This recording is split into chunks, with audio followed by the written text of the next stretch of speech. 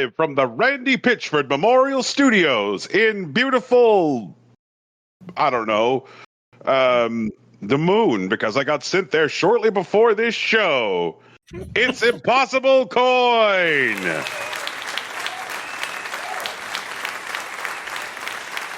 Rip Randy Pitchford, I guess. I'm just glad that we actually got the permits to build the memorial studio on the moon. Yeah, I mean, we got there first, Elon. Fuck off. There was no more fitting venue. Yep. It's what he would have wanted. Yep. Later on, there will be a organ processional, and after that, a cam show. He would have wanted it that way. He would have wanted it that way. Oh, God, gross. You're right, but we don't have to admit it. He never solved the mystery. You know, he was trying to claim the magic for his own, and it took his life. That's right. And when we say organ processional, we don't mean church music. Why-oh! Oh, God. Why-oh. Oh, I'm joined for this ridiculous farce by Rocky Hardy. Yeah, it's me. And also here to, I guess, think that this is just this side of unsavory, Tegan Somerset. It's like you read my mind. We're getting so good at this. Oh, yeah. Oh, my God. And I'm Brian Cartwright. Oh, and that's Gogo-chan. Hi, Gogo-chan. My chan. Hi, Gogo. Oh, Gogo is a cat. If you haven't been here for a long time, we haven't had any mail to grade for a while, but the cats used to grade our mail, and Gogo has the strictest standards. He really does. None of your bullshit. Like, if you were to add someone to the Street Fighter roster, who would he's like, Gogo's gonna hate that. She will. Also, like, I have a message for fucking Street Fighter people out there. Okay. And it's not all of them. And sure. I think okay, but to a but you know who you are. Yeah, you know who you are. Mm-hmm. I saw the discourse this week around Cammy, and so I'm looking into your eyes, internet. Just fucking touch grass, jack off, then settle down. What the fuck? Just what the absolute fuck? Honestly, Brian, I think this is key to their marketing strategy. I initially said that that Street Fighter 6 was going to be made for the girls and the gays. I would like to revise my statement for that. Street Fighter 6 is going to be made for anyone who's remotely horny.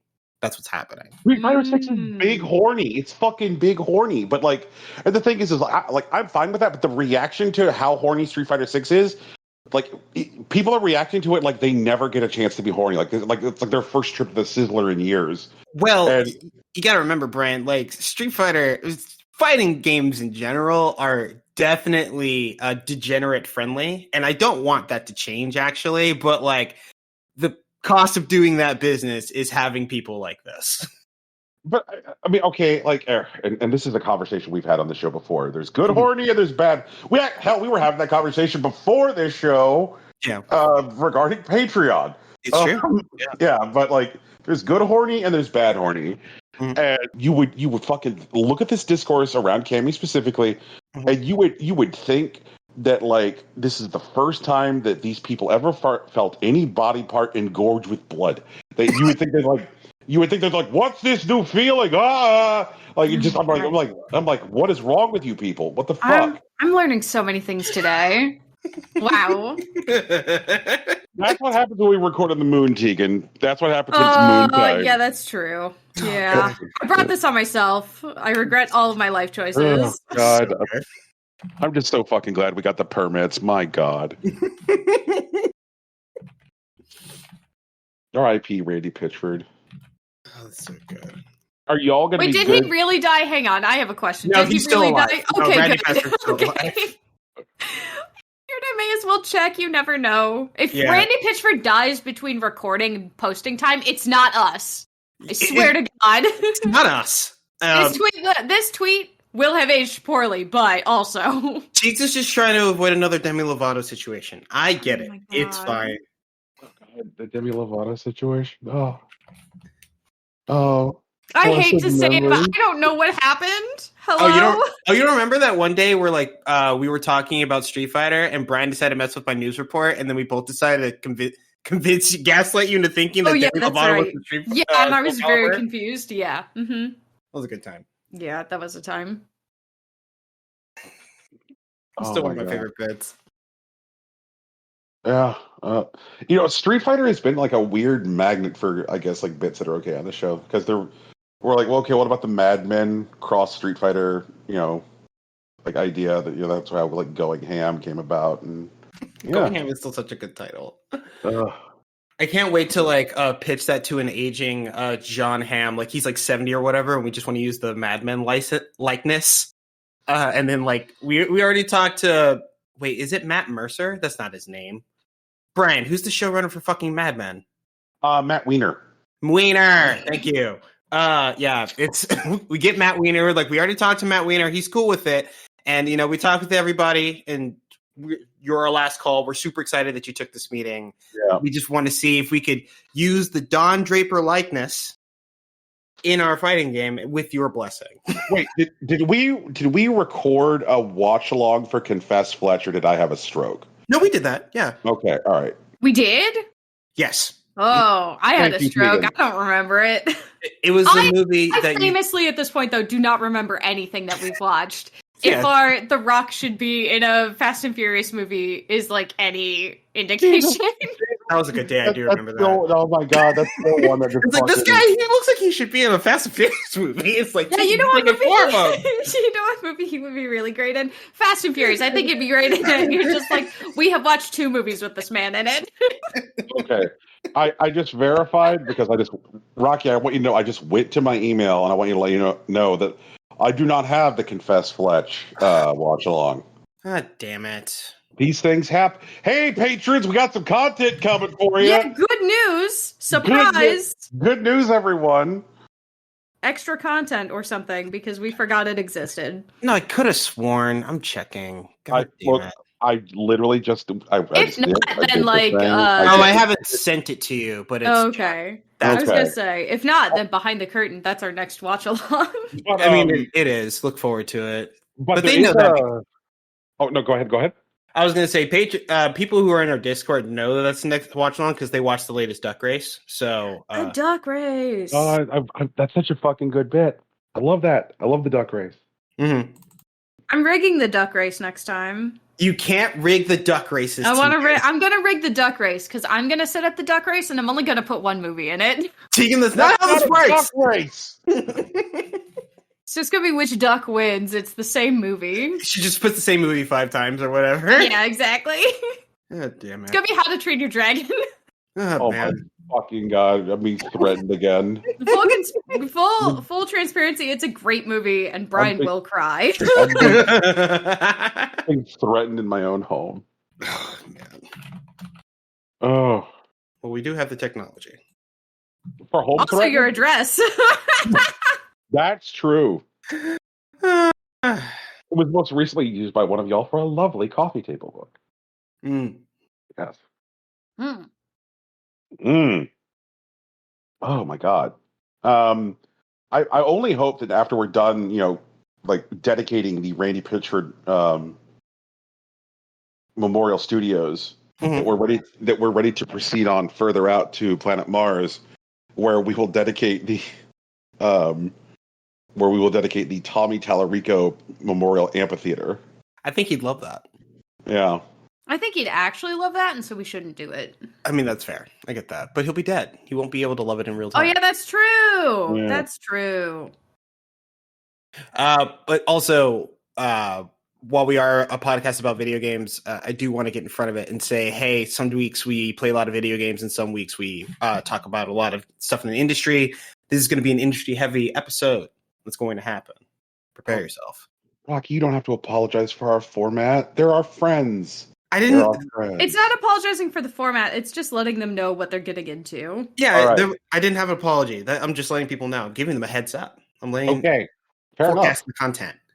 So I do want to briefly mention some interactivity that we got around, I guess 2 points of order.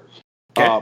Point of order 1, something that we hadn't done yet before which I thought was like a good idea, is we had yet to make any of our patron content available to everybody as a Patreon preview on Patreon. Okay. And I was like, you know what? Because at this point, we have Patreon content like pretty regularly. Like, good for us that we finally got that shit figured out. But our Sundance Film Festival deep dive is a free Patreon preview, so you can go and you can dip in and like hang out and fucking check out the fact that we like produce like cool content for our patrons and see what that's like. So check out the Sundance wrap up. And I guess while I'm just in that general neighborhood, I'll also mention, like, if you can't get enough of my bullshit, the last 3 episodes of the podcast Final Girls Feast, I am a guest host on. Like, I know that it feels like more often when like there's somebody who's like, and I was a guest host on a podcast. It feels like that's usually Tegan's beat. Be like, yeah, I had to go let people know that like up until Majora's Mask, Link wore striped underwear. It changed to Majora's Mask. Now he wears a solid it's like a navy pattern in there. You know, like.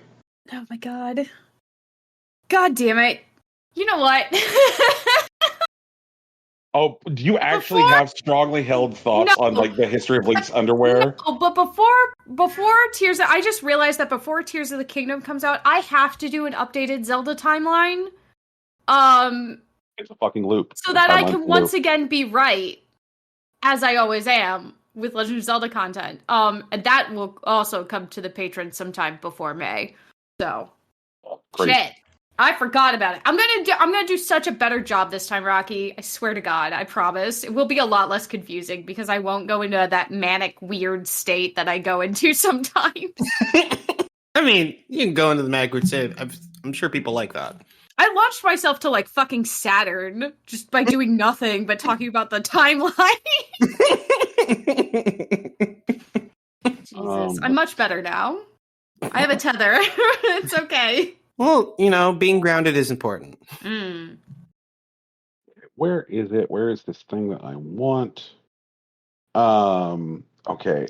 It's from friend of the show, patron of the show, Joe Spiro. Because there was some content that I guess happened on our last show. Let's see here. Where is it? I guess this stuff is technically mail that our cats could grade.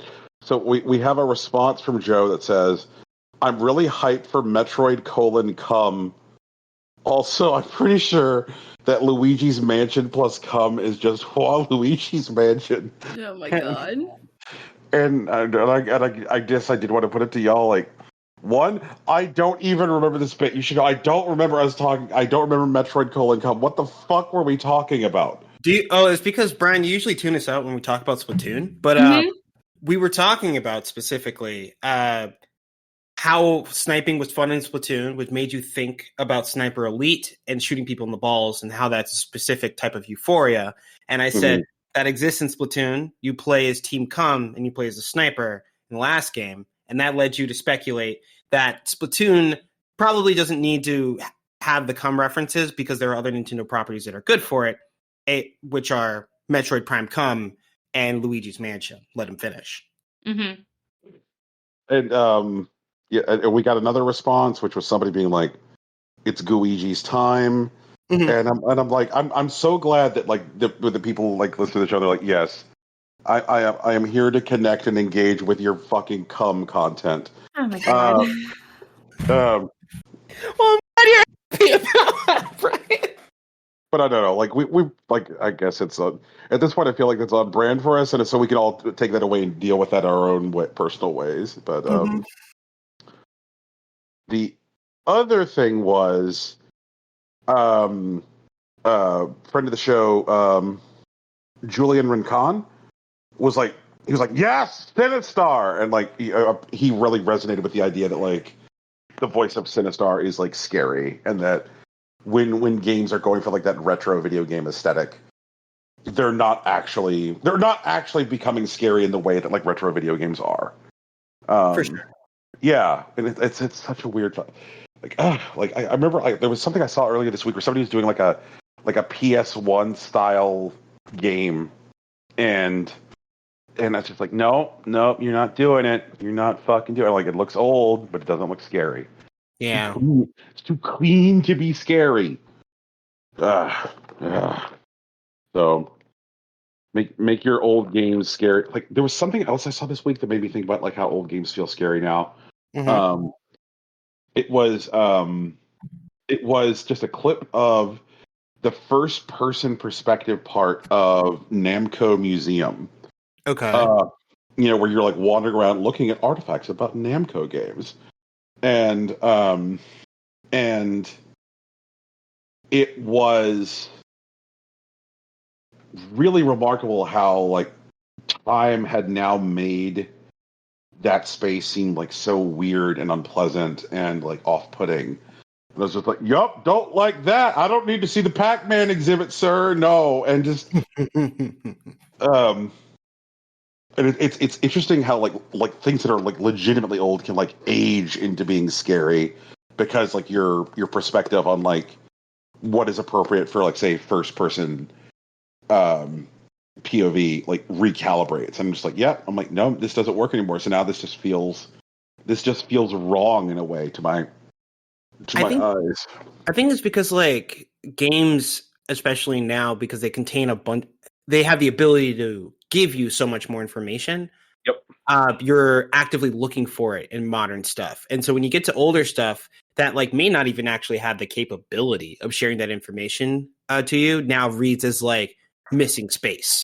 Like there should be something here. And like, because you can't tell what it is, fear of the unknown like kicks in. That's pretty cool. Yep. Yeah. And it's like, I did not expect that like looking at just a clip of Namco Museum's first person part would feel the same as like watching a video of the back rooms. Yeah, that's probably not my first guess either. Yeah. I don't think it's anybody's first guess. Oh my goodness. All right. Mm. So we're a podcast. Oh, I have an update actually.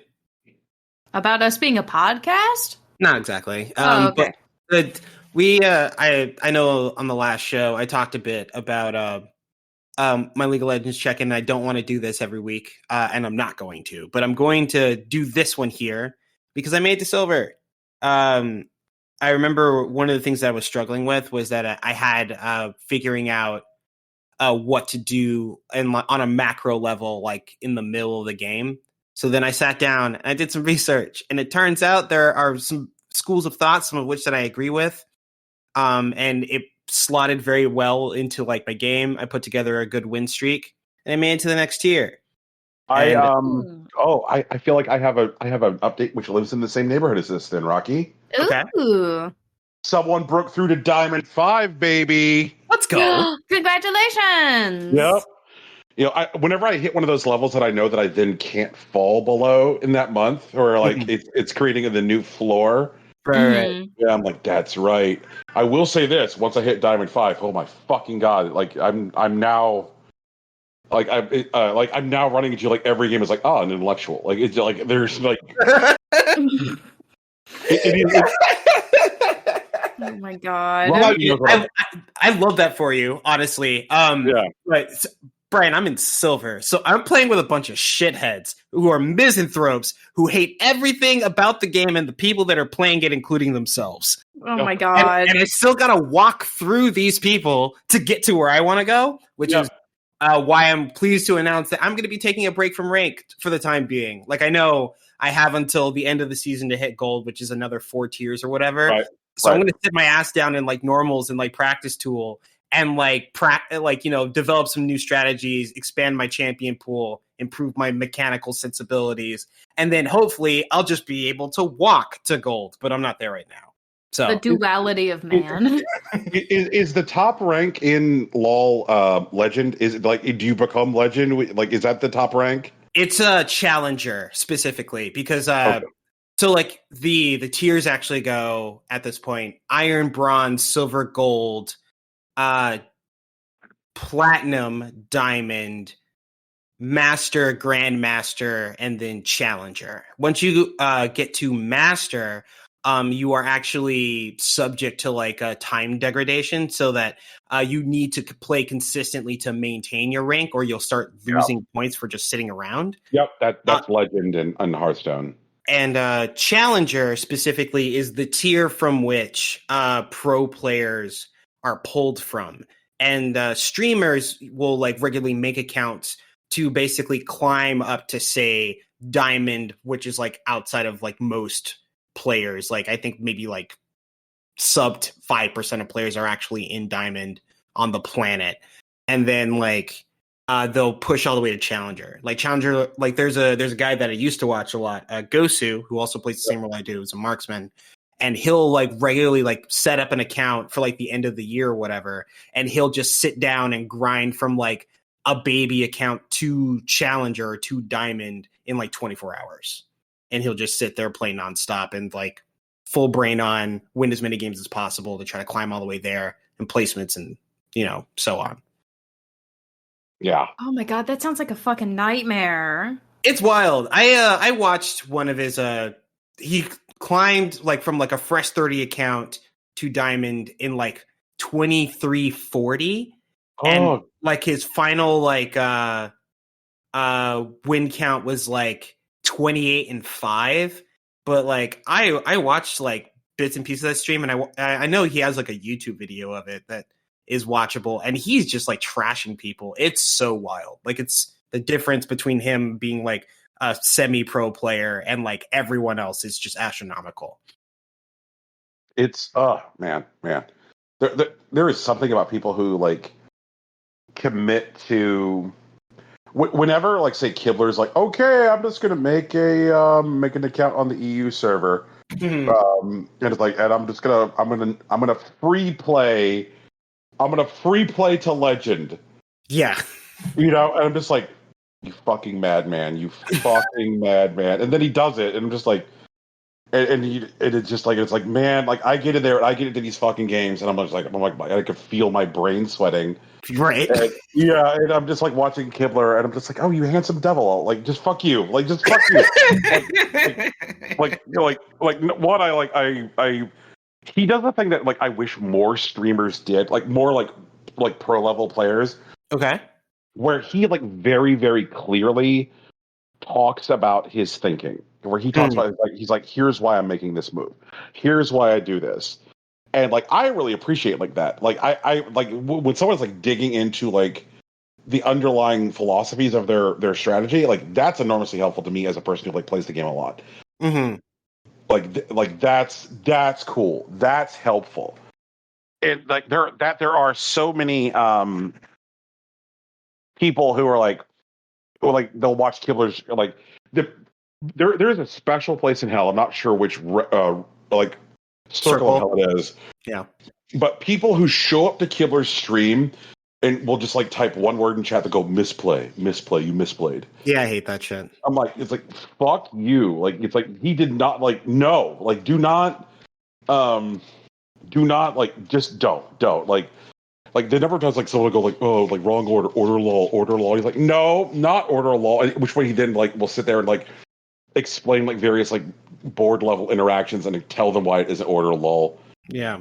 And then, like, the person will inevitably go, like, whatever. And he's like, all right, fine, ban, enjoy, eat the ban. Right, yeah. One of my favorites is when somebody shows up and asks this question, and I think this will probably resonate to you as a fighting game fan. Mm-hmm. They'll go, what's your win condition for this deck? Yeah. At which point, deep sigh from Kibler, and he goes, my win condition is to be the one that has the most life at the end. Just like my win condition is, shockingly enough, winning. Right. You know, like, just And then I think it's because like so many people out there think that like it's like if they play the right deck, then there's no thinking beyond that. Right, Like and that's not right. yeah, like choosing that like it's discarding like the player as like a pilot. And right, exactly. There's a lot of people that do stuff like that, and it's uniquely frustrating. It's one of the things that like allows me to like decompress with stuff like scrub quotes. For example, like you'll get like one of those every once in a while, but someone's like, "Oh yeah, I used to play fighting games. I could have gone pro, but you know, it was just too simple." And then they're just like, I was like, "Oh really? What did you used to play?" Like, yeah, I used to play Mortal Kombat, but it's all mashing, so like, who cares? I don't do it anymore. And it's like, dude, fuck you. Like, you don't know anything about what you're talking about right now. You haven't played a single tournament anywhere. You'd go 0-2 and you cry at home and then decide that fighting games are broken and no one can play them. Like, get out of my face. We're not here for you. God. Yeah. Oh, my God. Oh, my God. But I don't think we're here to be exhausted by scrubs. Nah. No time. I will say this. Like, I did get to Diamond 5 by primarily playing one deck. Okay. But the reason I did that, I'm like, the more time I spend with this one deck, the more way I can learn, like the more time I can devote to like learning this deck's interactions. Yeah. I can figure out what I do with this deck against Druid, or here are my Druid mulligans for this deck. Here are my here's my Hunter counterplays. And I think that was probably part of the problem that I was having before, is that I was like maintaining this like rotation of like 3 to 4 decks I enjoyed, and I was like, no, like nope. I'm like, I need to find a deck that I want to commit to this season, and be like, this is my deck for ranked. This is what I'm fucking doing. Right. And what I did, Rocky, is because you know that I like the weird shit. You know that I like the meme decks. Mm-hmm. And Brian has discovered a place that he takes his memes now, that's when Brian hops into casual. And so when I'm just like, lol, I want to mill somebody. I'm like, okay, if I want to mill somebody, I'm going to go to fucking casual and just mill somebody. But like, yeah. But like right now, I'm fully committed to Naval Mine Warlock. Naval Mine Warlock is life. Okay. And it is such a fun deck. It's so fucking like, one of the things I love about Naval Mine Warlock is like no one suspects Naval Mine Warlock. They're too busy thinking that they're winning. Like, I love that. That's actually really good. Wait, are you telling me right now that you have discovered the Spanish Inquisition of Hearthstone decks? Oh my God. Yes, and it's such a good feeling. Like, oh my God. Like, I love where they're like spamming emotes at me. They're like sorry, and I'm like, oh, you're sorry. I'm like, oh, you're sorry. I'm sorry, motherfucker. And then I trigger all of my naval mines, and then they're just like, what happened to me? Why am I at negative 40 health? And I'm like, I love when I get to force people to ask that question of themselves. Why am I at negative 40 health right now? Yep. It's the biggest, like, what happened? Yep. Something has happened. What was it? And like, that's so good. And the like, I've definitely learned like a difference between the kind of like spontaneous friend requests that you get after game in, say, like gold. Mm-hmm. Spontaneous friend requests you get after a game in Diamond, because I got a guy, and afterwards I got the request, and I was like, oh no, and I accepted it, and he's like, hey, that was really helpful to me. He's like, I wasn't paying attention enough. That's really cool, actually. Yeah. And it's like I was just used to like whenever I would get those, and they would all be like lucky. Yeah, lucky. Someone shows up like just screaming in your DMs, angry if they won 1v1 me one more time or some bullshit, and it's just like, dog, come on, take the loss. It's okay, it happens. Yep. But yeah, like, oh man, this Naval Mine Warlock, the thing is like I really, really enjoy like getting against players who like, when I start setting it up, they're like, nope, fuck that, and and like they start trying to like specifically counterplay against naval mine because they know what's up. Right. But like there's so few of them. There's so few of them. Like there was somebody who I was playing against, and like I put down my first naval mine because in order to make naval mine warlock work, you have to make a naval mine die at first. Okay. Because you have to be able to give the death rattle of something that died to other cards. Okay. So Okay. you have to kill one naval mine in order to give everything else the naval mine death rattle. Okay. So like, normally the naval mine is like if you're not building around the naval mine, it's like a relatively low impact card. It's Right. It's a 0/2 creature. When it dies, it does 4 damage to the enemy hero. Whatever. Sure. They can soak it. Mm-hmm. This person saw me put down the naval mine, and then they said, "Nope, fuck that," and they played Sylvanas Windrunner. Okay. So they took my naval mine away from me, so it would not die on my side. Amazing. Ooh. Yeah. And then you went, aha, a man of quality. That's the one. And I'm like, oh, neat, I'm going to lose this game. And it's a very different feeling to go, oh, neat, I'm going to lose this game versus going like, oh, God, I'm just like sitting here in trash ranks against like every person who's just playing Face Hunter for their entire fucking life. Just Yeah. So shout outs to the Face Hunter fucking players, you people who like probably are just really hard for Cammy right now. Well, I don't know why the Cammy horniness is just bothering me so much. Just like fucking. I'm actually really surprised because like you didn't say anything about when Jury was happening. It wasn't this bad though. I feel like Cammy has more mass appeal. I'm just glad she has pants. Like honestly, personally, but like she deserves pants. She deserves pants. But like it is very funny because like you're right, it's definitely worse because Cammy is like definitely a much more storied character and probably even more recognizable for a lot of people. But like they gave her pants, athleisure pants, to be fair. They're not like chinos or anything. But like there wasn't a pot for this for like Cammy, say like Street Fighter 5, Street Fighter 4, and it may have been just because she was wearing the old like leotard jumpsuit that she's always worn. And I don't know. She's got a new outfit. It's still hot. Good for them. But like people, I don't know. They're just losing their minds. It happens. Whatever. I guess. The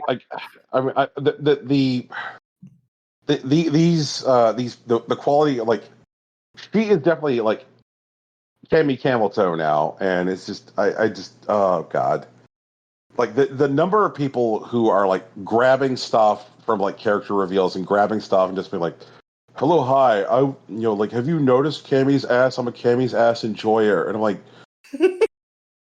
what is, no, just, what? Oh, God. I'm like, every one of you has an AO3 account, and you're all going to go write the worst things right now. Every one of you. I just, oh, God. I mean, I'd be interested if they actually put it to text, but like, honestly, I just see like, low effort hentai edits at this point. That's just what happens. There's a lot of there's a lot of quality writing on AO3. Oh, Tegan, I have a thing I wanted to ask you about because you're a person who wades into some of the spaces and in some of those spaces adjacent. What are your thoughts on a place called Dreamwidth? What? It is a place where there is fan fiction writing going on. And people who hang out on Dreamwidth are like, fuck AO3, there's too many rules. I don't think I've ever heard of this place.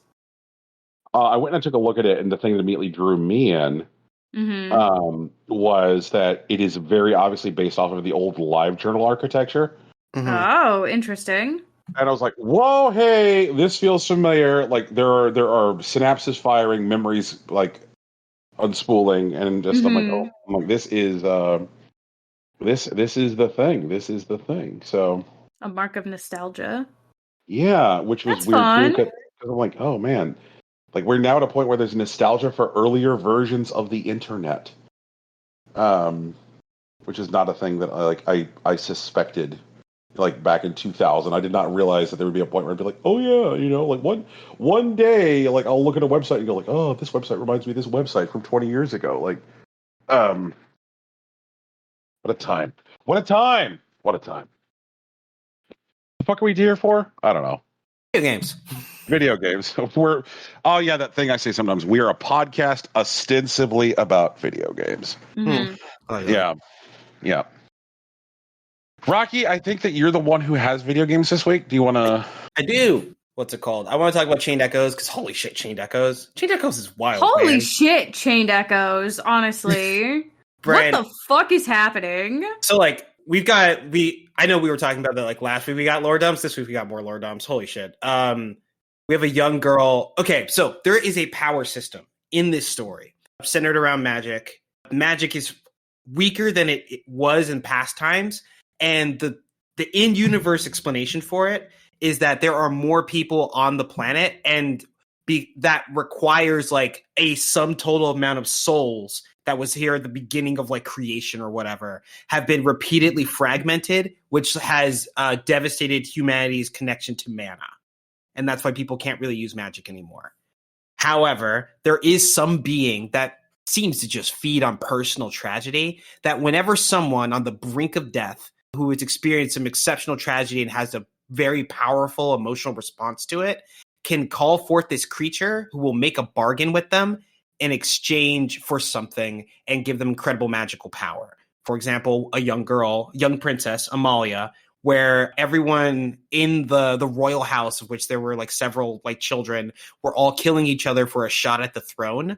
When her mother died, she was granted incredible magical power. She wanted destructive power, fire to burn her enemies, to crush their bones, etc. And in a bit of irony, was granted incredible healing power.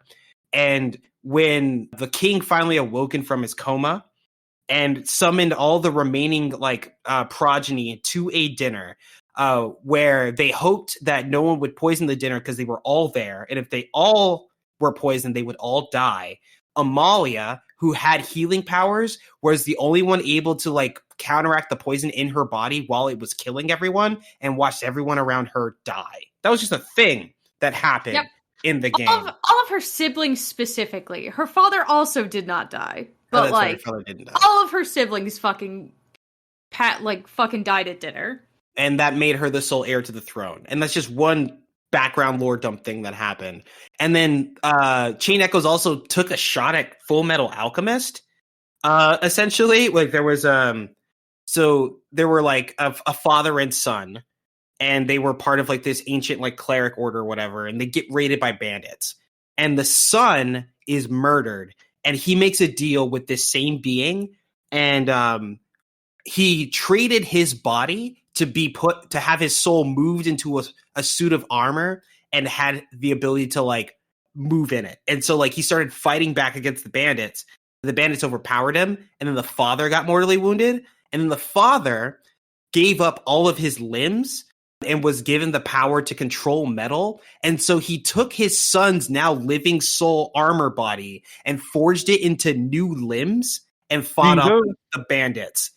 And that's why this character, Bathraz, has like referred to himself as like we and they, or like we and us forever, because he considers his body and his son's now like metal limbs that are his limbs to be one being. But he always refers to himself or themselves as we and us, and that's why they do it.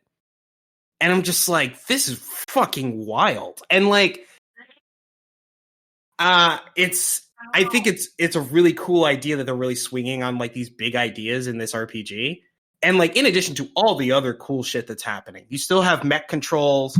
Apparently you're going to have to kill God at some point. And there's also this big reincarnation story that's happening where like there's like a relationship taking place millennia apart in like two different stories and two different lives or whatever.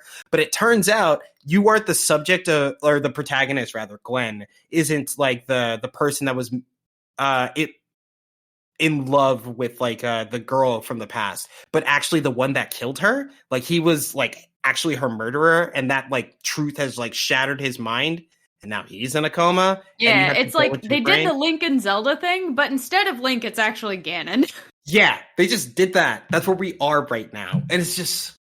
Chained Echoes is really swinging on these narrative beats, and like they're very well executed. The buildup is all there, and so like the climaxes, like not the climaxes, but like the climaxes of these like individual stories, not the game itself, are all hitting, and it's a great time. I can see why people are excited about this video game.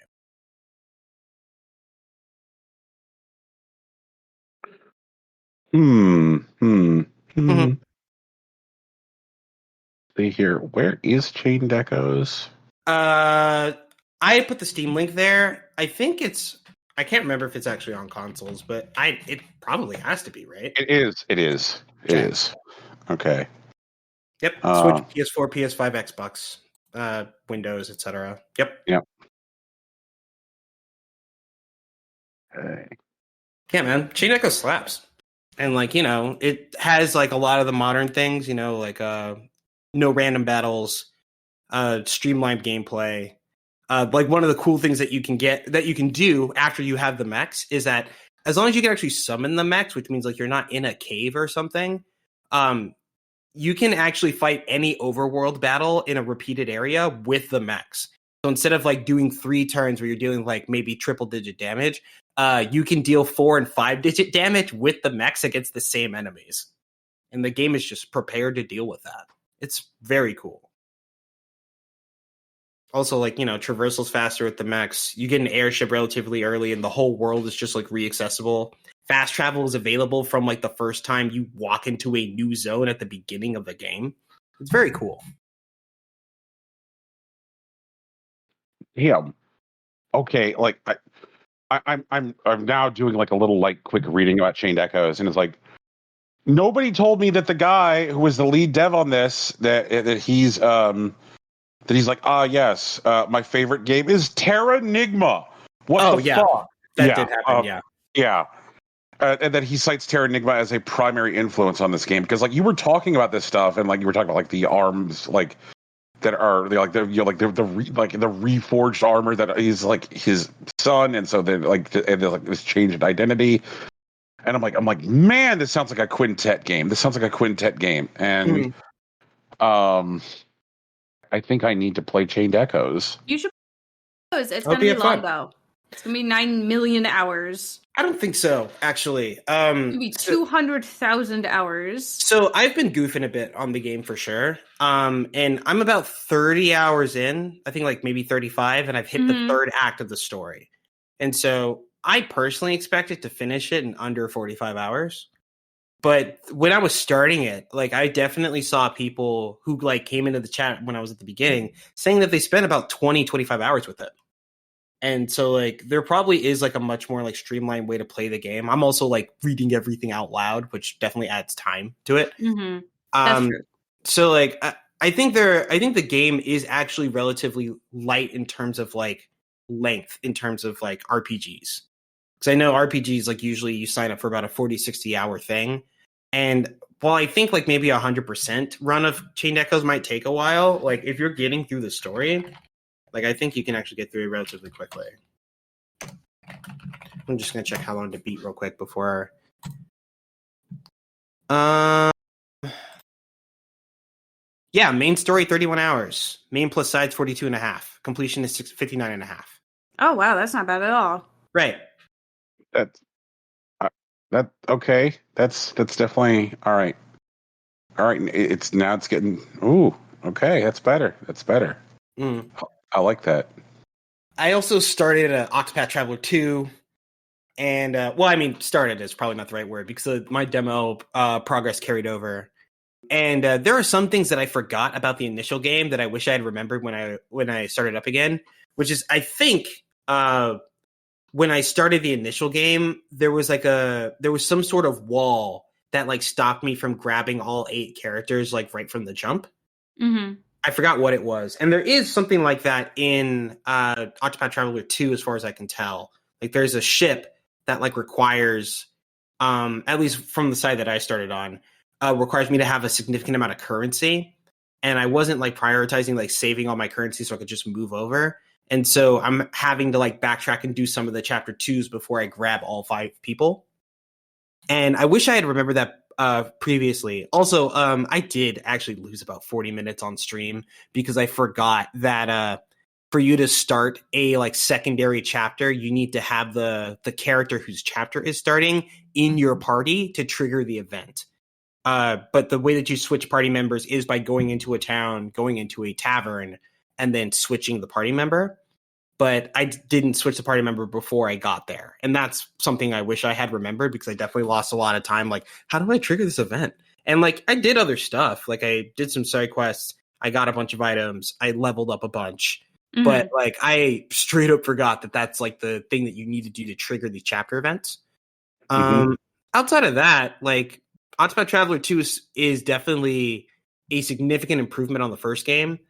Both in fidelity, in like quest design, in like gameplay, and like character.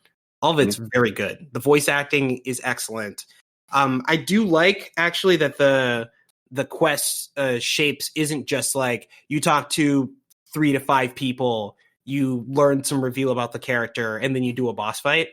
Some of them are still like that, which is fine. I don't mind that. But like some of them are decidedly ardent. Like Ochette, who's like the hunter girl, who's basically on a journey to find these 3 like legendary creatures to help prevent some calamity, actually has her chapter 2 split into 3 different parts where she needs to like, it looks like find the 3 creatures before she's able to progress. And I found one of them. Well, sort of. Like the legendary creature is dead. They died a long time ago. They're just bones and ash at this point. But apparently it laid an egg, and there was a single caretaker who was watching over the egg. And you earn the trust of that caretaker, not by doing some fetch quests, but just by being a good person, essentially. Mm-hmm. And then, like, she gives you the egg hatches, and, like, the creature joins your party. And, like, that's that chapter, apparently. There's no boss fight. There's barely a dungeon. Like, you walk through a cave, sort of. And I think that's cool. I think, like, leaning on, like, the narrative as opposed to, like, this harsh mechanical shape is a good thing. And I'd like to see more of it. I'm very interested in like the second continent characters that I didn't start with. There's a like the mage in this game is a man who was betrayed by someone, and as a result has been imprisoned and his family killed. The rogue in this game is apparently a part of some like city like noble intrigue, who's also like an assassin / like cleaner for like some criminal organization. And then there's your cleric in this game, who's apparently like an inquisitor, which is a different perspective than like, you know, the missionary that we had in the first game. So it looks like the classes are definitely the same, but it just seems to give you like a familiar framework in terms of like RPG battles and whatnot. But like the characters are definitely taking different directions, and like each character also has like a character specific like limit break that they added into this game. So like some of the characters basically get access to a certain move pool when their limit break is full. Some of them get access to like the ability to augment their abilities. Like Agnea has the ability to just make any attack that she has into an AoE attack as long as her limit break is full. And then there are characters that have access to just like to like create more resources or to make abilities have no resource cost, like Sai and like Particio at the moment. And I'd like to see how that plays out, especially in its like final chapter where like you tie all the stories together and like you complete a like boss gauntlet, boss fight that requires you to make full use of the character's potential. So I'm gonna be playing this on Mondays. I'm excited to play through it. It's gonna be cool. Love it. And then I did play a couple demos. I played Vernal Edge, which is a Metroidvania, not a roguelite. It seems like it has like a continuous story, but it has like a lot of like action combat wrapped into it, so it feels a lot more like almost like a like Strider Hiryu sort of like Smash Bros type of like flow. Like you have aerial attacks, you have a lot of like dash and like parries and stuff. It's maybe it could be likened to something like a 2D Souls like, but I'm not going to give it that. It doesn't seem like it's really focused on repetition that much. But I played its demo. I had fun. It took me about an hour to get through it. You're playing some character that has a busted weapon, who's on a journey to kill her father for reasons. It seems neat. I think I want to watch it a bit more before I say more about it, but I like it so far. And I also started up This War of Mine because it's another game that I've meant to play for a while, and it is. Wanted to be depressed. Yeah, I guess, man. Like it is. Jesus. Peak. Teeks, have you seen anything on This War of Mine? Not, no. This War of Mine is a resource base building like character drama where you play a determined father and a young girl who's just trying to survive in a town that has been a war zone for years. Oh, cool. Yeah, and it looks like at least the way the story starts, it appears as if like the government is just about done quashing the rebellion, but like houses are still regularly shelled, but like most places around here have been like abandoned except for the people who've just been trying to survive in the rubble. So at the beginning, it's mostly like your daughter's sad and you're trying to like gather resources so you can build a stove and like try to rip open the pieces of this abandoned house that you decided to use as a temporary home. And you can go out and scavenge at night and whatnot. But if you're not home during the second night, your shelter will be robbed with your daughter alone there. And, you know, she's traumatized by that when she goes from sad to depressed. And that's just how the game's going so far in the first week. I'm tempted to start again and see what happens if I stay there to be robbed in person, but I don't know what that'll be like. I'm not convinced it'll be a more satisfying conclusion for me, but I'm just going to play it out for now. Okie dokie. It's made by the creators of Frostpunk, for people who are aware of that. They also took the moment to remind me that Frostpunk 2 is in development and can be wishlisted on Steam. Frostpunk is also a very good city builder that doesn't pull punches when it comes to the terrible things that can come about.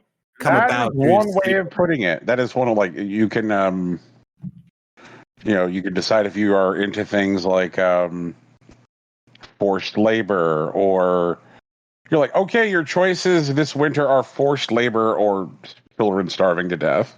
Right. Yeah. You know, it's like, oh, video games, everybody, video games. Mm-hmm. Jesus Christ, Frostpunk. Yeah, I'm playing This War of Mine. I'm going to play it in small bites for obvious reasons. And the last thing I want to leave off with is that the EVO lineup was announced. We have 8 games. It's going to be Street Fighter 6, Guilty Gear Strive, Dragon Ball Z Fighters, Tekken 7, KOF 15, Melty Blood, Type Lumina, Mortal Kombat 11 Ultimate, and in a surprise, Ultimate Marvel vs. Capcom 3.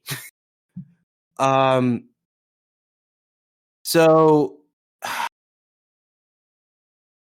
I mean, there's a lot of obvious things. Like Street Fighter was going to be there, Guilty Gear was going to be there. It's cool that Fighters is still around and Tekken 8 isn't out yet, so we're still getting Tekken 7. It is fucking wild that they brought back Marvel vs. Capcom 3, and a lot of people are excited about it because like it's definitely a crowd pleaser of a video game. I am hopeful that this means that Marvel is going to get another entry, and I hope it's Marvel vs. Capcom 4 in a cool way, as opposed to like some lighthearted spinoff like Infinite.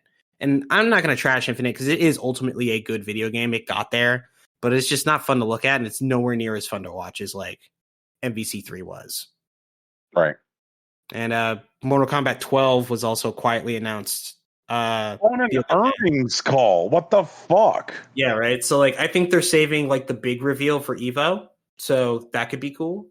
I'll keep an eye on it, but we're probably going to get more in like April and then again in June.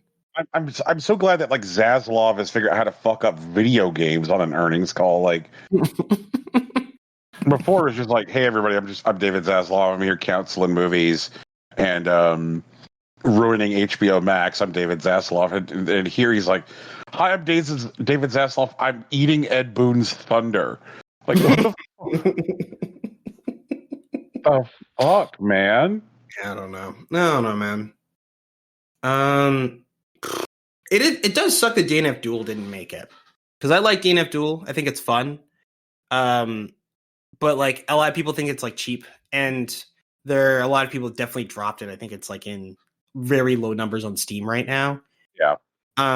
But it's a cool fighting game. I do think it's dirty, and I like dirty fighting games personally. I understand that's probably not the best thing for a competitive environment. I totally understand, but I love when absolutely disgusting shit happens to people in fighting games on screen. That's beautiful to me. It's fucking Christmas. And like, I'm sure it'll be there at Evo. I'm sure like someone will run a side tourney, but it just sucks that it didn't make it to the main stage.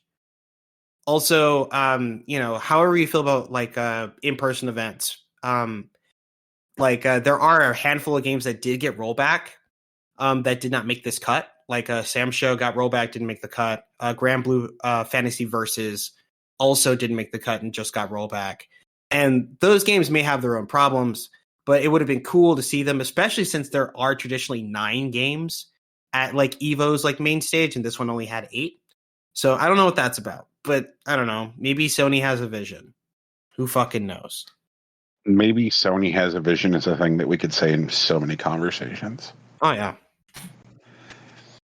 Oh man, also totally unrelated, but them Fighting Herds got a new character. It's a longhorn cow named Texas, and it's not a zoner, but it has like these crazy full screen attacks that I saw comboed on the latest Will It Kill, and it was outrageous. Like I couldn't believe that this was a real combo that you could use to kill someone with this dumbass longhorn cow. Like it'll like take like the cowbell like attached to a rope and just string it across the screen, and like it'll hit with a huge like bing like almost. It's so good. Oh man, I might just put that on the Discord later so y'all can watch it, because holy shit. Please do, because what the heck? Ah man, it's so good, so good. But yeah, that's all my stuff. That's all I have for y'all. Thank you for podcasting. Thank you for podcasting. Tiggs, we're not gonna get the winter catalog update. What's going on? Oh no, we can get the winter catalog update. I finished it, Dab. At this point, there are 2 days left in the catalog, and I worked so hard, and I got the whole catalog. Ayo, cool jacket for me, not for you. Gang. I'm ready for the fresh season now. Officially, I'm gonna kick butt, and also I'm going into the fresh season in A-Rank. Yo, yeah. I'm so good now. It turns out I'm good at one video game, and it's Splatoon. Tegan, we've known you're good at Splatoon. I didn't know I was good at Splatoon. I keep forgetting. I'm just like, all right, I guess. I swear I don't know. I'm passable. And then I get mad when I do bad. Yeah, Teague's fucking got that 2200 game this week, but she's passable or whatever. I did get I inked 2220 turf. Yep. In a splat zone. Like, that's not even a turf battle. Oh god. I was just a monster. And because Splatoon only does updates for the game via Twitter, because how else are you gonna find out about your many updates that are coming to the game? I have excellent news, and that is my favorite gun is coming to the game in an updated version. So I normally play the Splash-O-Matic, which is like a ballpoint pen, like a gel pen gun. It has the little water balloon bombs, which I think are just called splat bombs, and the crab tank ult. The Neo Splatomatic is now coming to the game in the next update, and it has suction bombs, which are my favorite, and also the Ink Strike. I'm gonna be a menace. I can't wait. Yeah, Teek's gonna put up 2500 next season. I'm so excited. no one is going to be prepared. Everyone's going to be pissed at me. I was looking at the quote retweets for that announcement specifically, and it was 99% of people being like, this is the worst thing I've ever seen. How dare they add this to the game? This is going to be a nightmare. And then like 2 other people with me being like, my baby is home. They're also bringing back one of my personal favorite maps from Splatoon 2. The Manta Maria. Oh, god damn it. Like, the Manta Maria is a bitch and a half, Tegan. I swear to God. I love the Manta Maria. It's so fun. It's the Manta Maria, if, for those of you who do not know, is a boat. Mm-hmm. And remember, you cannot swim. So don't go going overboard, because it will not help. Oh my god, there was just so many places to fall to your death. Like, I know. I can't wait. Ink Strike on the Manta Maria. Good luck. Oh, God, it's gonna be so good. They've also announced one new map also coming, which is it's like Scorched Gorge, but it's not. What's it called? It looks like it's like they described it as an archaeological dig site. Which is wild to me. Yeah. Let me see. Hang on, I got the link. There's the Manta Maria. God, it's so funny. Just the way that all this shit is named, they like picked a brand, a like theme for everything, and just went with it. Yeah, which is so good. It's the Umami Ruins. That's what it was called. Yep. Oh god, I love it. Could it have been a prehistoric turf war battle site? Oh my god, what a time to be alive. So by the time this show has come out, we will have done both the new King Salmonoid run and we'll be back in Ingopolis. Very exciting. Can't wait to hear how everyone is doing. Can't wait to be a monster. Oh my god, it's gonna be so fun. I love Santa Maria. It's such a fun map. Oh my god. Please. It's so cute. This little boat. I hope they bring back like tilted towers and stuff. Or not tilted towers, what's it called? The tri-towers.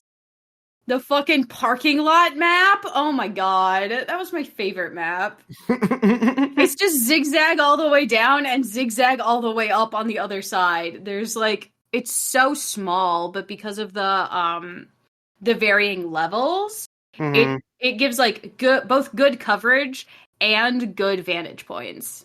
I remember that one was a mess for like tower control. Mm-hmm. Oh yeah, it was a terrible map for tower control. Don't get me wrong, but like I feel like that would be a very fun map it was a very fun map for like roller mains because you could just zip all the way down.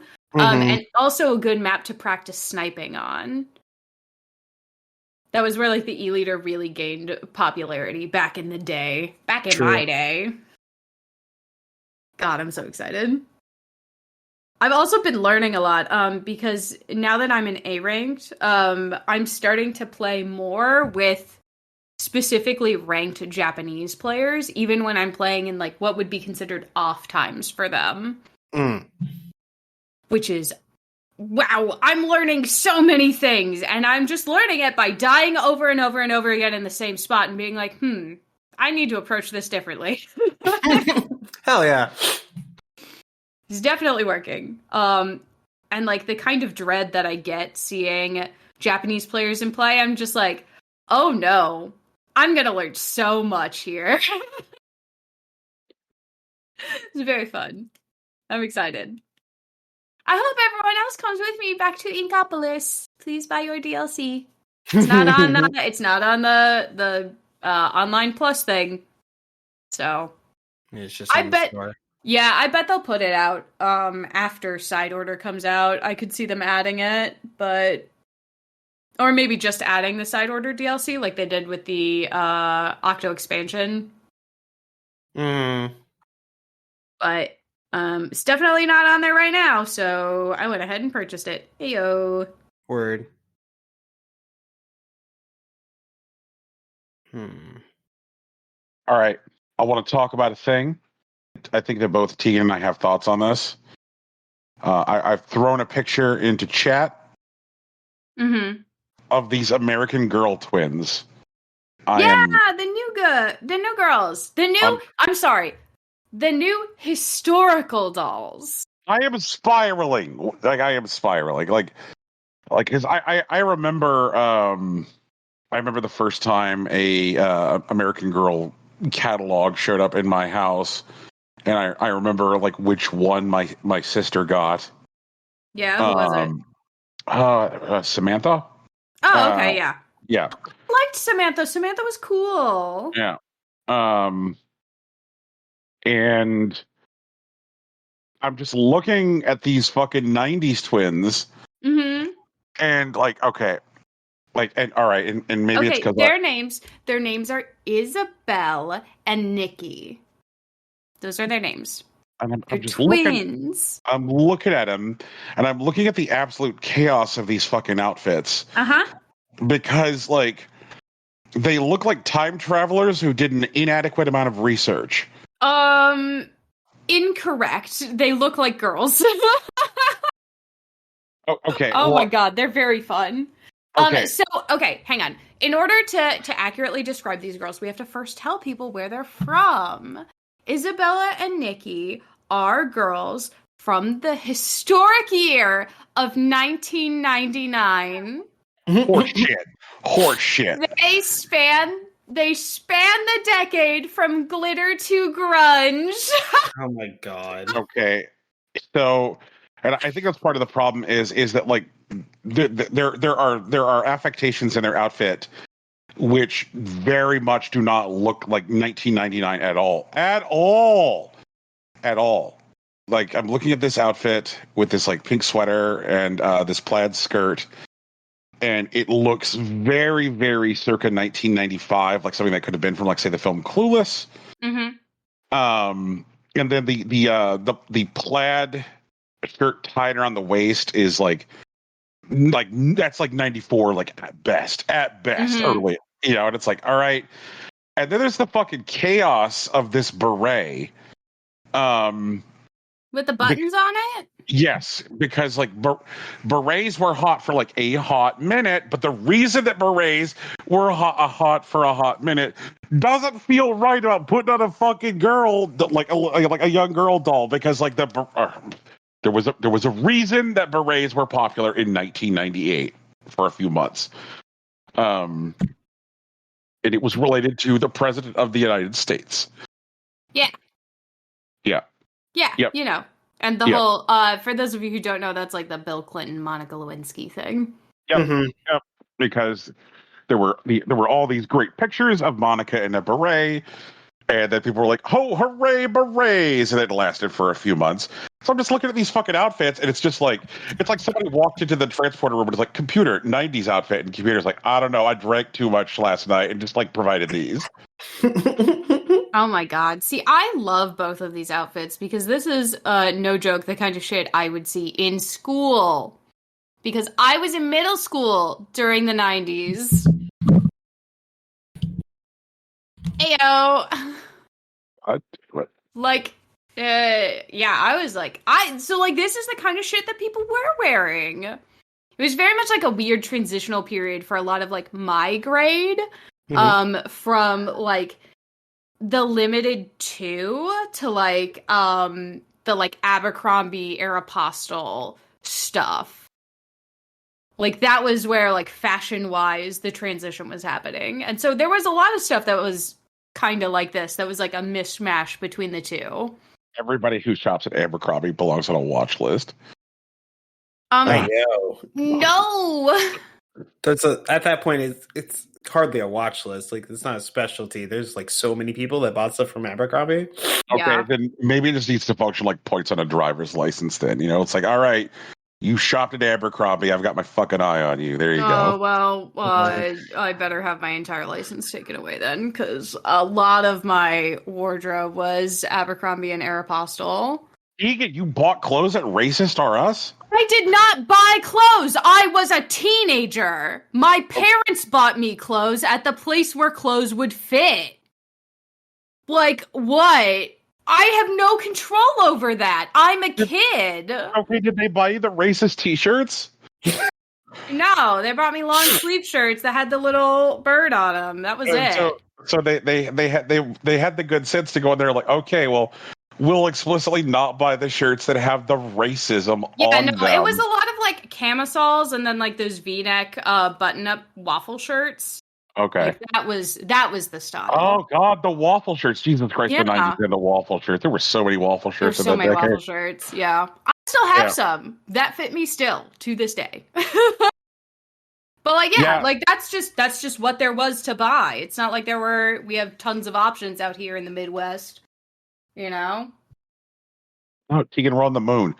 Don't break. Yeah, we're on the moon. Abercrombie also exists on the moon, but like in the 90s, I was in the Midwest. Why is Abercrombie on the moon now? It's okay. Rocky, they're only on the dark side of the moon. they're that makes sense. Like they're plotting their return. Oh God damn it! Yeah, they're building a base inside the moon. But yeah, anyway, like as a kid in the 90s, first of all, I don't have any choice of where my clothing comes from. Second of all, this is what we wore. It was fun. I remember like definitely being burdened with a lot of Lands End. I was like, all right, you ready for Lands End, Brian? I'm like, okay, I guess. Like I'm fat. I'm not going hiking, Mom. You know, I wasn't like big, like tall enough for Land's End, if that makes sense.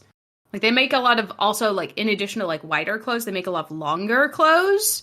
So like my dad has a bunch of Land's End stuff, but like I did not. Yeah, a lot of Lands End, a lot of Patagonia. That was it was like Wet Seal, Abercrombie, Hollister. Yeah, that was mostly it.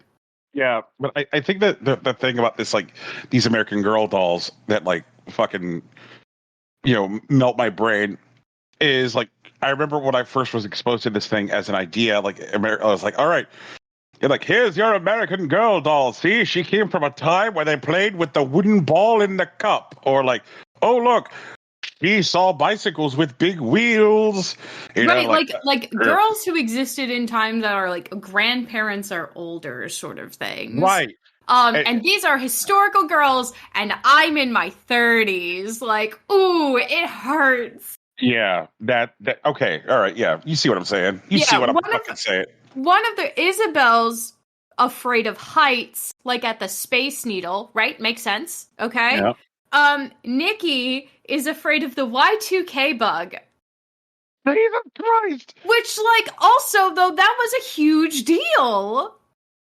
So, like, I get it, but also...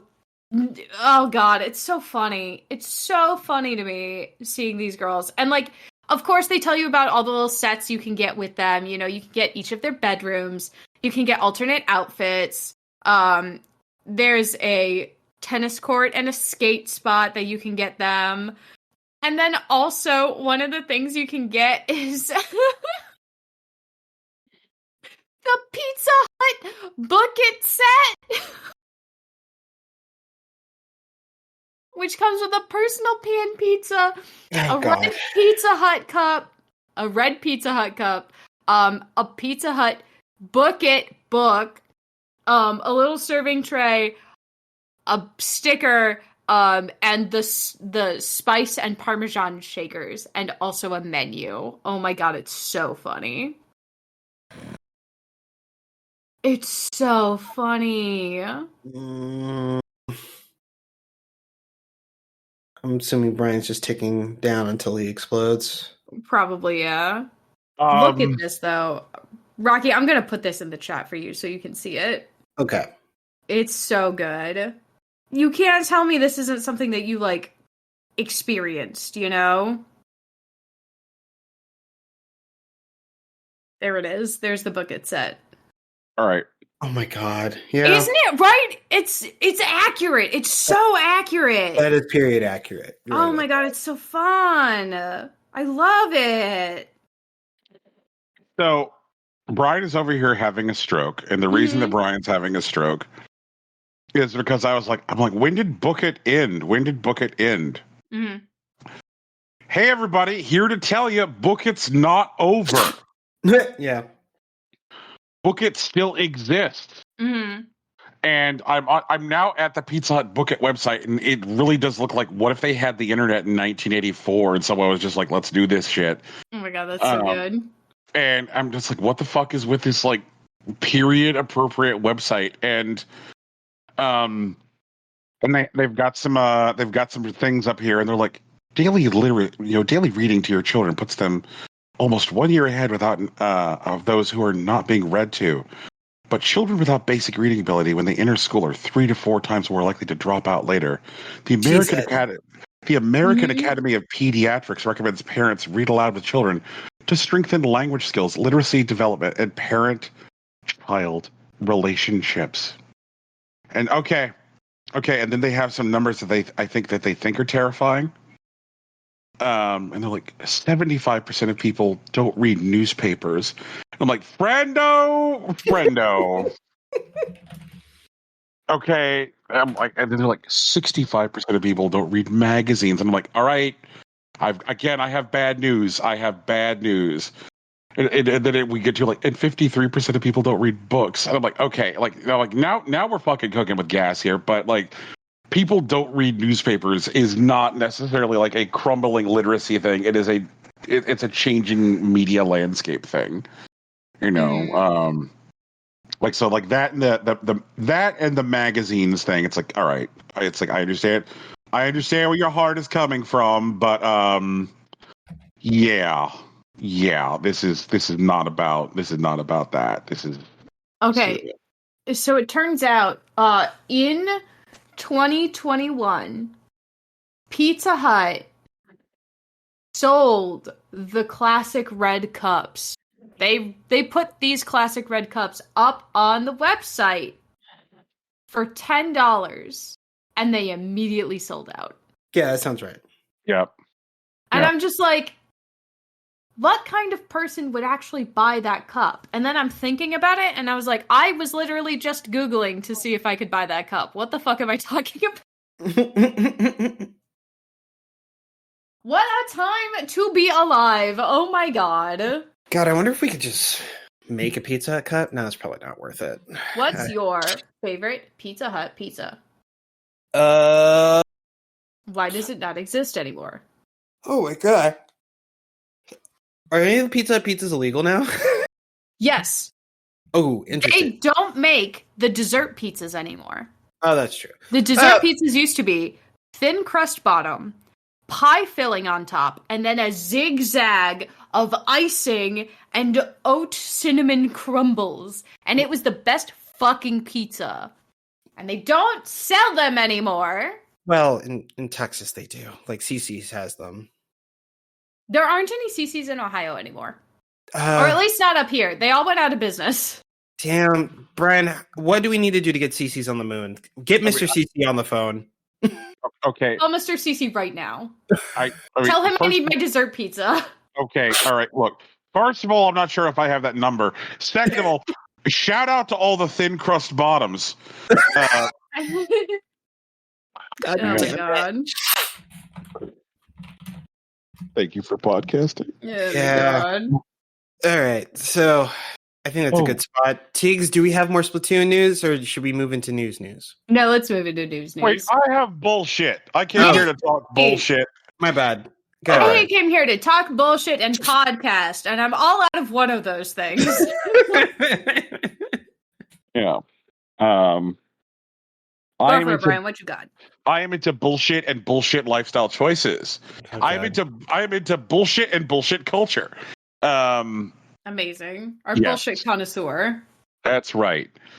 And I am here to give you what everybody fucking craves, and I know that Rocky's already getting out his knife and going, this is coming after Patreon, you fuck. But I want to talk briefly about Star Trek Night resumes this week, Thursday. Cool. So come hang out on Thursday night on our server. Watch a little Trekkie track. And what we'll be watching will be Star Trek Picard, which is currently ongoing. Because, oh my God, Rocky and Tegan, Star Trek Picard is so good now. What the fuck? Nice. It's because they got to make a burden, clearly. Yeah, and it's like, it's like, did we effectively shame them into fucking just doing it right? Because like, I mean, that works. yeah, it's so good. Like every subtle small choice, like down to like the costuming is just perfect. It like in the season premiere, we see Dr. Crusher in a coat, and like the coat is like so evocative of like some of the coats that were like worn when Kirk boarded Space Station Regula 1 in Star Trek 2. And it's not the same coat because that would just be like shameless fan service. But it's evocative of the coat. I'm like, look at that coat. They know what they're doing. They know what they're fucking doing. That coat's gonna make us think things. And like, and in this season, like Dr. Crusher is working for something which is like pretty clearly like future Doctors Without Borders. And so she's just like out there, like outside of Federation space, fucking wilding. And so like she's got a ship, and the ship is just like mostly got stuff on it which is like a little older, because like again, Doctors Without Borders so underfunded and stuff. And so her ship gets boarded by intruders that are there trying to get like her son. And there's this moment where like Dr. Crusher has them like pinned down in a hallway, and the cinematography on this gunfight is fucking fantastic. Like they do this like really good closed quarter gunfight, and Dr. Crusher has this like phaser rifle, and it's clear that the phaser rifle is like older, again, not particularly well funded. But one of the things which is cool is that like because she has this older gun, it gave us a chance to like have a moment where we see like something we almost never see on Star Trek, which is someone slamming a power cell into a phaser. So we got that like loading a gun moment on Star Trek. I'm like, oh, that's cool. Neat. And like having all of these different like just production design choices come together, being like, it wouldn't have made sense for this to happen really in just about any other context, because anybody who can like is not going to need to do that. But like here it worked because of like these other considerations. And like because we're no longer like on like say syndicated television, we could have something like Worf getting into a fight, and when Worf gets into a fight, Worf is just going to behead motherfuckers, and we now like are just like, all right, now we do. Here it is. Very much enjoyed that. Like it's just it's. One of the things which has been like a rare joy in the show is just really getting to see like Patrick Stewart and Jonathan Frakes like play off of each other again, just so perfectly. And like we never got, because they rolled into making the Next Generation movies so quickly after the series was over, we never had that a chance to like see these characters like get older and deal with being older. It was like the show ended, and then the first TNG movie came out 2 months after the TV series was over. So like that sensation of like revisiting the characters like once time had changed them was never a thing that the movies made available to us. And so like it's really cool seeing like, you know, like Jonathan Frakes is like 70 years old now. Like Patrick Stewart is 1,000,000 years old. If I talk about how I'm a skeleton, he's skeleton dust. And like it's cool to see them like play off of each other and see the way that the character relationship has changed versus like the way it's still the same. Like it's very delicately balanced. I'm enjoying it a lot. So you want to catch up on some Picard this Thursday, which is now 2 weeks in the past because I'm bad at remembering our fucking release schedule while I'm talking and excited. Picard on the server. Yay. I'll throw up an event. I'll throw up an event so that way people know it's coming, and hopefully people come fucking hang out because it is such a joy. The other thing which like is just so much, and it's this season is almost over, is I wanted to mention the show Poker Face, starring Natasha Lyonne and created by Ryan Johnson. It's so good. Again, like I think I've mentioned before, like it's structurally essentially Columbo. It's like, what if Natasha Lyonne was Columbo? And the most recent episode was directed by Natasha Lyonne. And like, who knew that she was like an embarrassingly talented director who just has all of these like extraordinary skills? Like there were like shots there was shot composition in the episode that was like evocative of Hitchcock. I was like, oh my God, like what the fuck is she doing? Like, like she's like out here doing donuts in the parking lot. And I just think, the vibes are immaculate. Like it's one of those things where like I tune in every week, and every week I'm like, how is it that every episode of Poker Face is my favorite episode of Poker Face? Like it's been nothing but just like an ascent over the course of the season. Like every episode has just been better than the last. Like, nice. And it's one of those things which has really also been a testament to the power of doing like strictly episodic television versus serialized storytelling. Like I know that when I tune in each week, what I'm going to be seeing is something which is like a self-contained story, and that like that it's not beholden to last week, and next week won't be beholden to this week. It's just like here's Natasha Lyonne. She's going to solve this mystery. It's going to be great. And I'm digging it. Again, great performances. Really cool guest stars, like when they bring in folks for a one shot, like it's a lot of fun. Like this most recent week had Nick Nolte and Luis Guzman. And it was like, and like a lot of times when they do casting on the show, they're like putting people in like characters that you might not necessarily normally get to see them like play, and it was like Luis Guzman was playing a guy who worked as like the official librarian for like a film production company.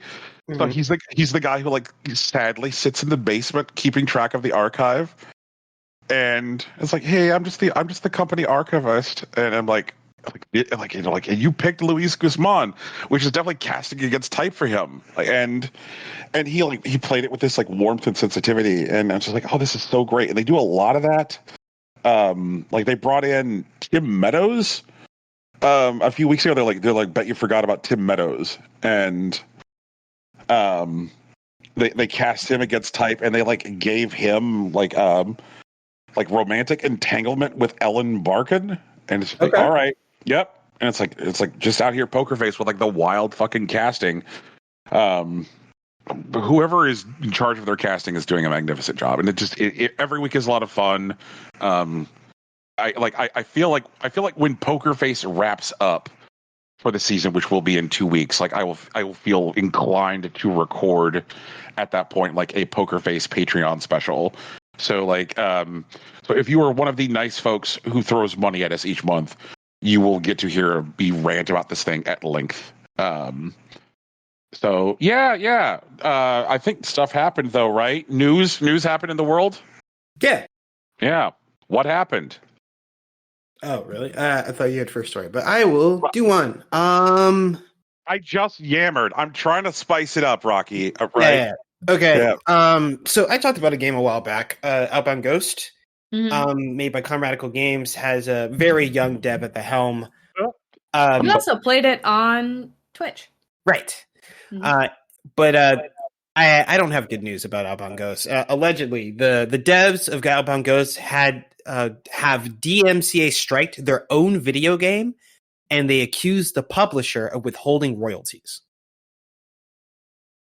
It looks like there's a dispute, which I talked about before, between the dev and the publisher. The publisher, Digerati, to date have stated that Conradical has been timely paid all royalties due to date, and that Conrad has refused to work with us to identify issues with like the Switch port and whatnot.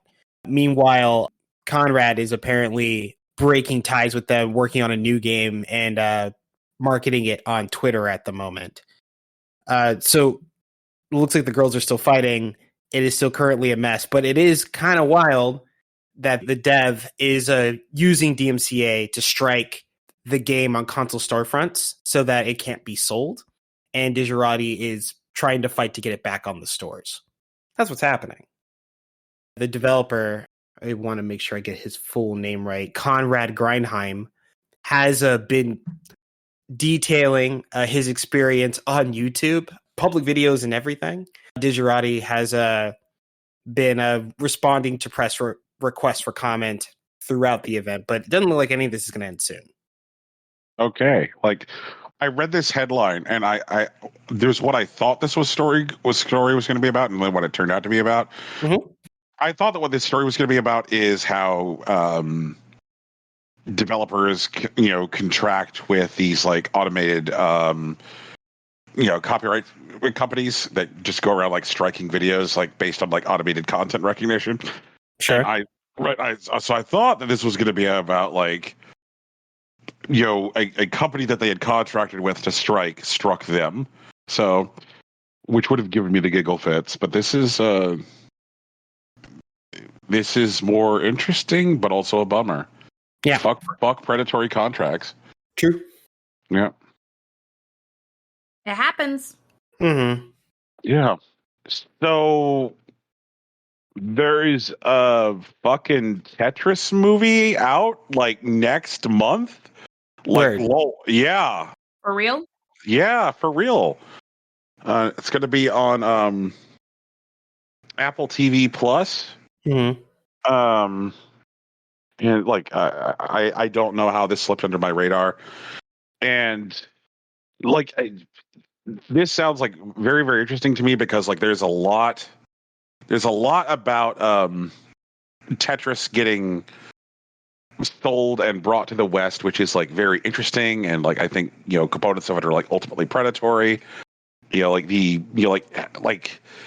Hank Rogers is like a debatable historical figure. Like is Hank Rogers good or bad? Is I think of like I kind of like think of him in like the same breath that I think a lot of people think of like say Ray Kroc or Glenn Bell, where he was leveraging and taking advantage of like somebody else's like creation and art. Right. And so like this movie has like the potential of being like a story about what capitalism does to art, which seems interesting to me. Mm.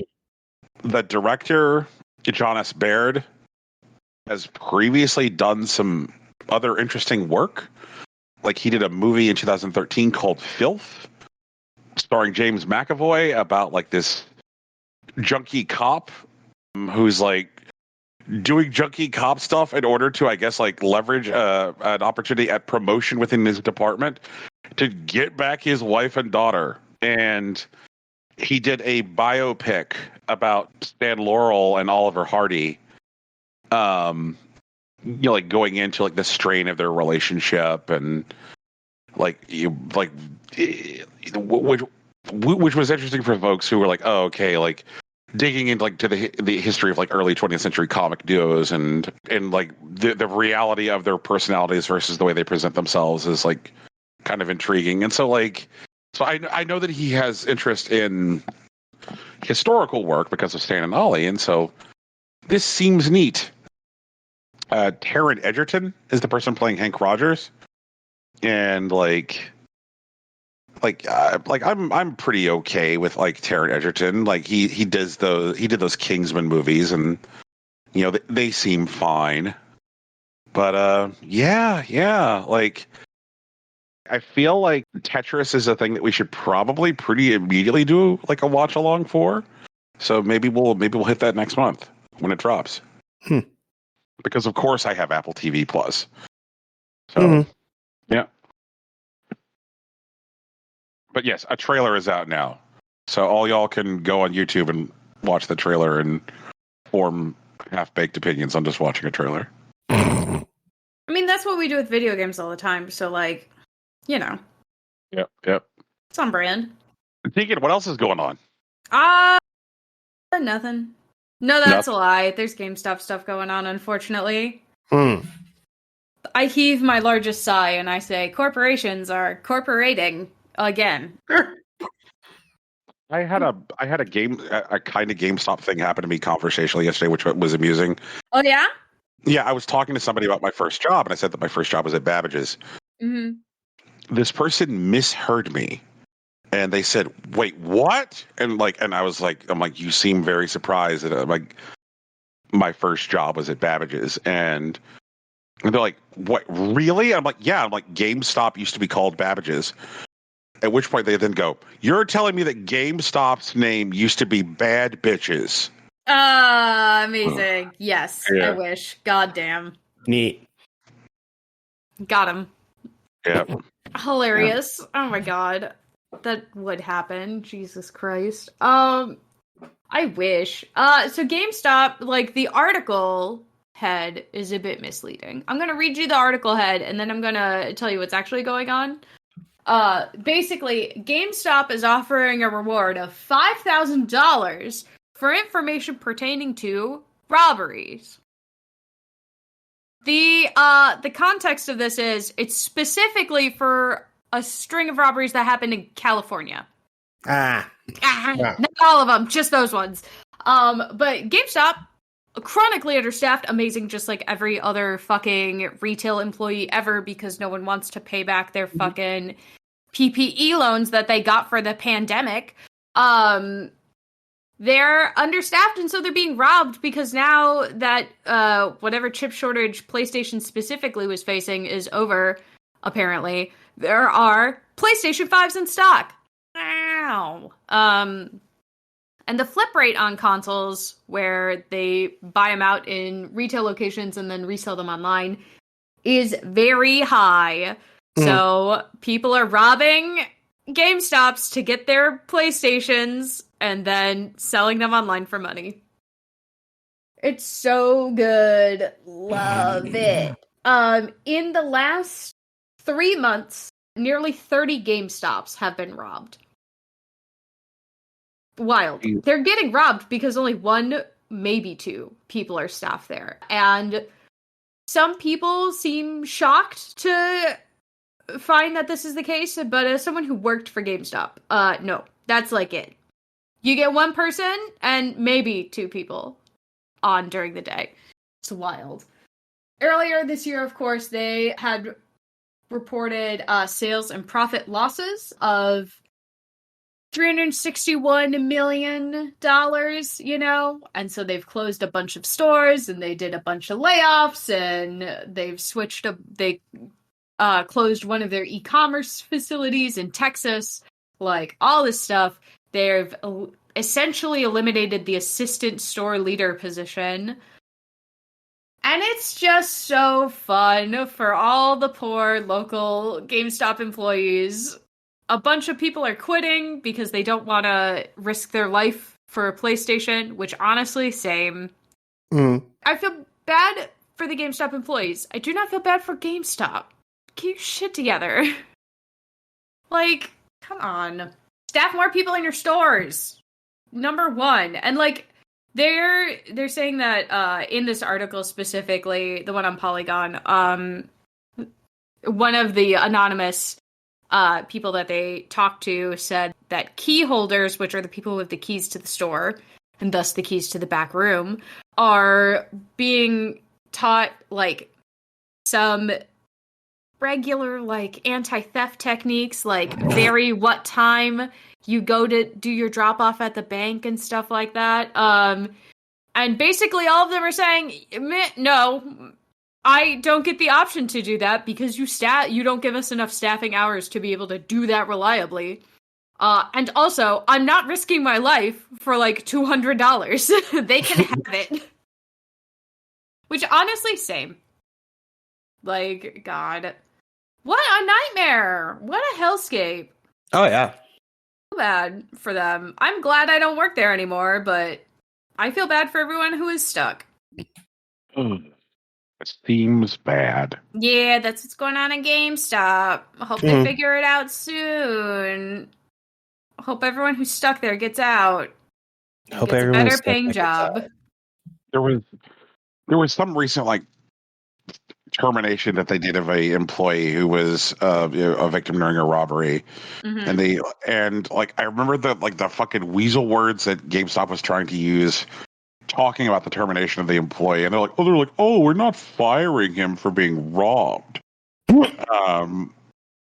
and like apparently this has like also been a thing which has been part of these like GameStop robberies, is like just how frequently they're inventing excuses to terminate the employees that were the victims of the robbery. Now, like, this is just fucking amazing. Like, it's always stuff like, oh, well, employee policy is that, like, if you're going to sell a PlayStation 5 that you ring them up first before you retrieving it from the back room.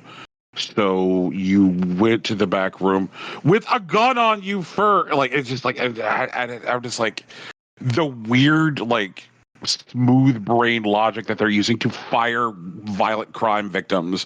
Mm-hmm. I'm like, man, GameStop, you're really just out here just trying to live your best villain life. You were telling people to like fight cops to stay open in 2020, and now you're firing people for getting robbed. Fuck you, GameStop. Just, oh god, I'm so tired. So tired. So let's see here. Activision Blizzard is a company. Mm-hmm. They will at some point inevitably become a fucking division of Microsoft. I'm sorry, but that's for another day. So Activision Blizzard has been one of the like the last like major holdouts in like allowing remote work in the game industry. But man, oh man, these companies sure do love making sure that people are sitting in their expensive rented office buildings. True. Yeah. And so like Activision Blizzard has gone ahead and pulled the trigger on telling folks that they got to come back to the office. And Activision Blizzard like did respond to request for comment to game developer, saying that like like in-office work would resume on April 10th for Activision employees and July 10th for Blizzard employees. Come here, Gogo-chan. I know. Gogo has so many opinions. Oh my goodness. Yeah. Gogo says absolutely not. Working from home is easy and just fine. God. That's right. And employee productivity doesn't go down, it actually goes up. Mm-hmm. And yeah, it's just crazy. At least a better work-life balance and better mental health. Yep. And all the like, and we don't have to like try and like delude ourselves with articles about how commuting is actually good for the brain. None of that. I saw one of those this week. Like where it was like, it's like you need a space in between work and home. That's why commuting is important. Like, no, that's called a fucking nap. If you are struggling to separate yourself from your work and establish good boundaries and a healthy work-life balance, might I recommend seeking some mental health? Yep. It will help. Yeah. So like, yeah, they're sending folks back, and like there has been some pretty significant pushback from employees. Apparently some Slack channels have been established, for like remote advocacy. And like the way that they're trying to like spin this and soften this is they're like, oh, well, like some teams have been employing, returning to the office over the last year. And that like office days, are like when we do our best creative work. Like that's when we're most productive. And like it's simply not true. God, there are many people who speak for Amazon. I am not one of them. Yeah, we're not those people. I speak for Brian because this was a communication that I experienced last Friday when Amazon CEO Andy Jassy sent out a communication on Friday afternoon. Friday, because he knew what would happen. Did he even send it as an email? No. It was like buried on the company website, and like behind like three other like articles, like check out the improvement to our like our navigation resources for vehicles and things like that. And then it's like, oh, by the way, return to office. And I know that like Amazon gets a $750 million tax break over 10 years from the state of Virginia. for having people sitting in the Virginia headquarters, and it's just like it is companies making the decision, whether it be Activision Blizzard or other companies, to say like, oh, tax breaks and leasing agreements for large office buildings. Like, tax breaks and leasing agreements are more important than humans. It's just so profoundly disappointing. It's so disappointing. Mm-hmm. Especially since like so many people's like lives have changed over the last 3 years. There are people out there who are now experiencing long COVID because they got COVID during this thing, and the only way that they're able to work is because they're able to work from home because they're tired, or they now have reduced mobility or whatever the fuck, and that so many companies are using this mechanism as like a tool for soft layoffs, where they're like, okay, well, what we'll do is we're going to put people into a situation where we say come back to the office or else. And someone will be like, well, I can't come back to the office because I'm immunocompromised and I suffer from long COVID. And they're like, oh, well, you have to come back to the office. And the person is in a situation where they're asked to do something that they simply cannot do or quit. And because they quit, that means that they're not getting any kind of like severance package. And it's so gross. It's so fucking gross. I mean, like, I don't know when this show full on became like, I hate capitalism as one of our primary themes, but like, oh my God, like, fuck this forever, fuck it all the time. Yeah. I realize I really took the ball down the field here, but like, is there any yelling either of you would like to do on this topic? Activision Blizzard trying to end full remote work is dumb. Mm-hmm. In every sense of the word. It doesn't seem like it's a way for them to make more money. At best, it's a way to like justify the cost of their buildings, and maybe they just need to sell them. Like, that's fine. Figure that out.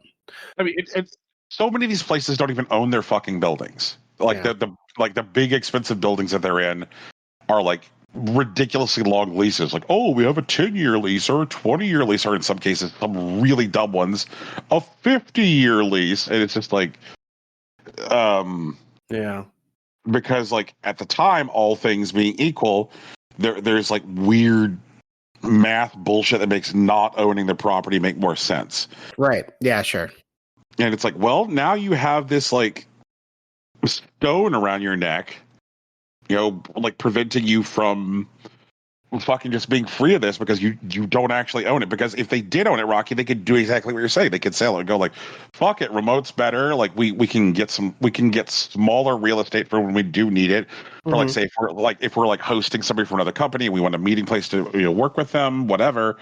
Or if we need to do like some kind of like event, like, but nope. They're all like, we rent a zillion square feet, and now that we don't have people populating it, we feel bad.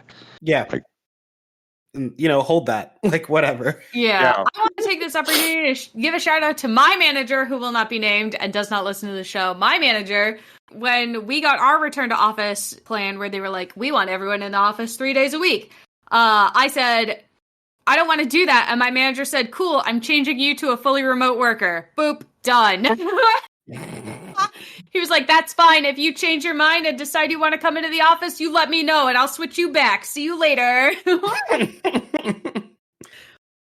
That's actually be wild. What up? I mean, it doesn't make any sense for me. Half of my team is in another city, so literally all of my phone calls would be over Teams anyway. Like, every single meeting I'm in would have to be over Teams. It does not make sense for me to come into an office to do the same meeting remotely that I would be doing remotely from home on worse internet. Does not make sense.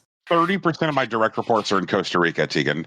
So every time I have a meeting with my team, like, it still has to be virtual anyway, because like, shout outs to like my Costa Rican employees, or if I'm getting like, say, the business analytics team involved in the meeting, they're in fucking San Diego, right? Like, just like, it's like, what? So it's just, it's, and again, I am speaking. Doesn't make sense. Right. This is only Brian talking. I don't usually feel the need to revisit this. When I say warning, yeah, but like, today is very personal and my feelings are very. Yeah, this is Brian speaking of his own experience and not speaking on behalf of any large corporations like Amazon. Right. Usually whenever we talk about shit that like happens over at Twitch, like I don't have skin in the game. I'm like, oh, I'm like, oh, yep, stuff happened at Twitch, everybody. Like, but like like this is something where it's like, yeah, this is going to impact a lot of people. It's going to impact me. It's going to impact my team. It's going to impact my program. So, all right, that's depressing. What the fuck? Do we have some story about like some kind of fucking GoBot that turns into something amusing or something? Like, what else we got? We do have amusing news, but it's not yet. My last story actually is it's Akihabara, right? And an Akihabara arcade that used to belong to Sega that actually closed during the pandemic in 2020 is gonna be a new Bandai Namco joint. That's what's going on. Hell yeah. Sega Akihabara Arcade Building 4 was recently purchased by Bandai Namco. They're going to turn into a flagship arcade, and it's going to be largely stocked with Bandai Namco games as opposed to Sega's. So you'll see things like Tekken and like Mario Kart Arcade in there. So, if you're in the neighborhood, maybe check it out. But it is kind of a big deal because, Sega and Bandai Namco have actually been at each other's necks for a very, very long time. And this real estate changing hands is obviously ruffling a couple of feathers, but it's going to be up before this podcast goes up. So it's actually opening at the beginning of March. So, what's going on? I think it's interesting, mostly because like Sega used to be on top of the world. Hell, they used to be a console holder. And like now they make a bunch of stuff. I don't want to trash all the other stuff that they're doing, but they are largely known as like the Sonic publishers at this point. Mm-hmm. And like Bandai Namco has their thumbs in a lot of pies these days. And so it is interesting to see what they'll do going forward. But Tekken 8's on the horizon, and that's probably going to do great. Who knows what they'll do after that? Man, I'm just thinking about that. Like that Sega arcade building is like iconic. It is. Mm-hmm. It really is. Like everybody knows what that building looks like. Or I would say, all right, that's not fair. There's a. I'll say this like our kind of fucking nerds know that building. Mm-hmm. And I really, really hope that like Bandai Namco like doesn't do too much to the exterior of the space, like because I think that people still are going to want to see that red with that white piping, like that. It's a fucking landmark. Well, it might be a little different. I'm going to say that. Oh no! No! I'm going to post a mock-up in our chat here of what they plan for the building to look like. And I'm going to juxtapose it next to an older photo of the building 4. Yeah, I like it. I think it's cool.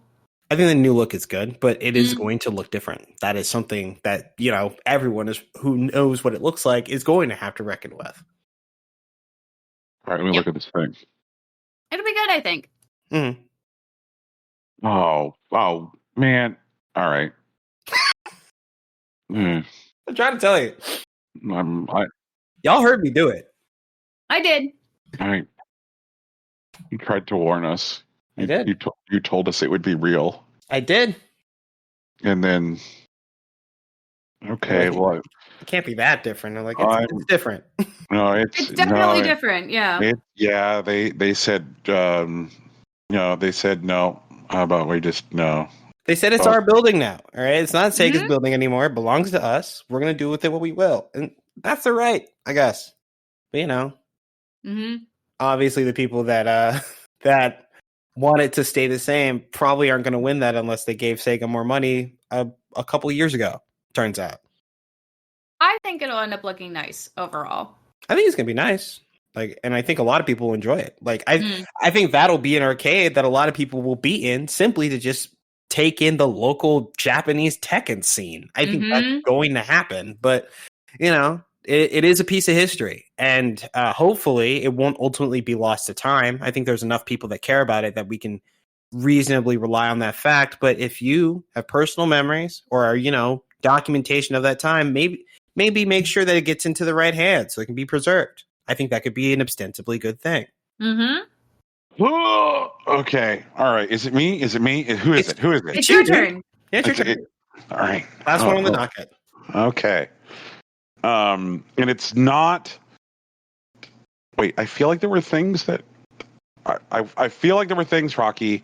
There were other things that were, I guess, teetering. Yeah, there were other ones. So those are higher up in our like show chat, but they're not on the document. Oh, and I need to go into show chat. Where's that? Where's show chat? Oh wait, sorry, no, it's not show chat. It's a podcast recording. It's the channel that we're in right now. Yeah. Oh, this one. It's above the CSV that you wrote, or that you posted.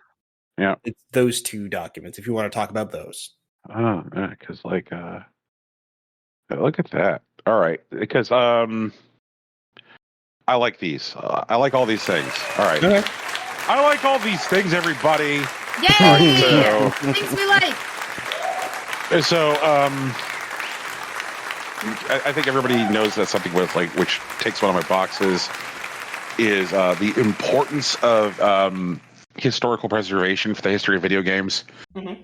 And I know that I've given a whole rant about how it's rapidly disappearing, and that we need to work fast because things will be lost before we know it, and then people will go well, how did that happen? It's because we're not working on the preservation now. Sure. Yeah. And so in 1999, around the time of the release of Smash for the N64, Mm-hmm. Nintendo had an event in Las Vegas. It's true. And they called the event Slam Fest 99. Mm-hmm. And it even streamed on the fucking internet in 99. It did. It's true. Yep.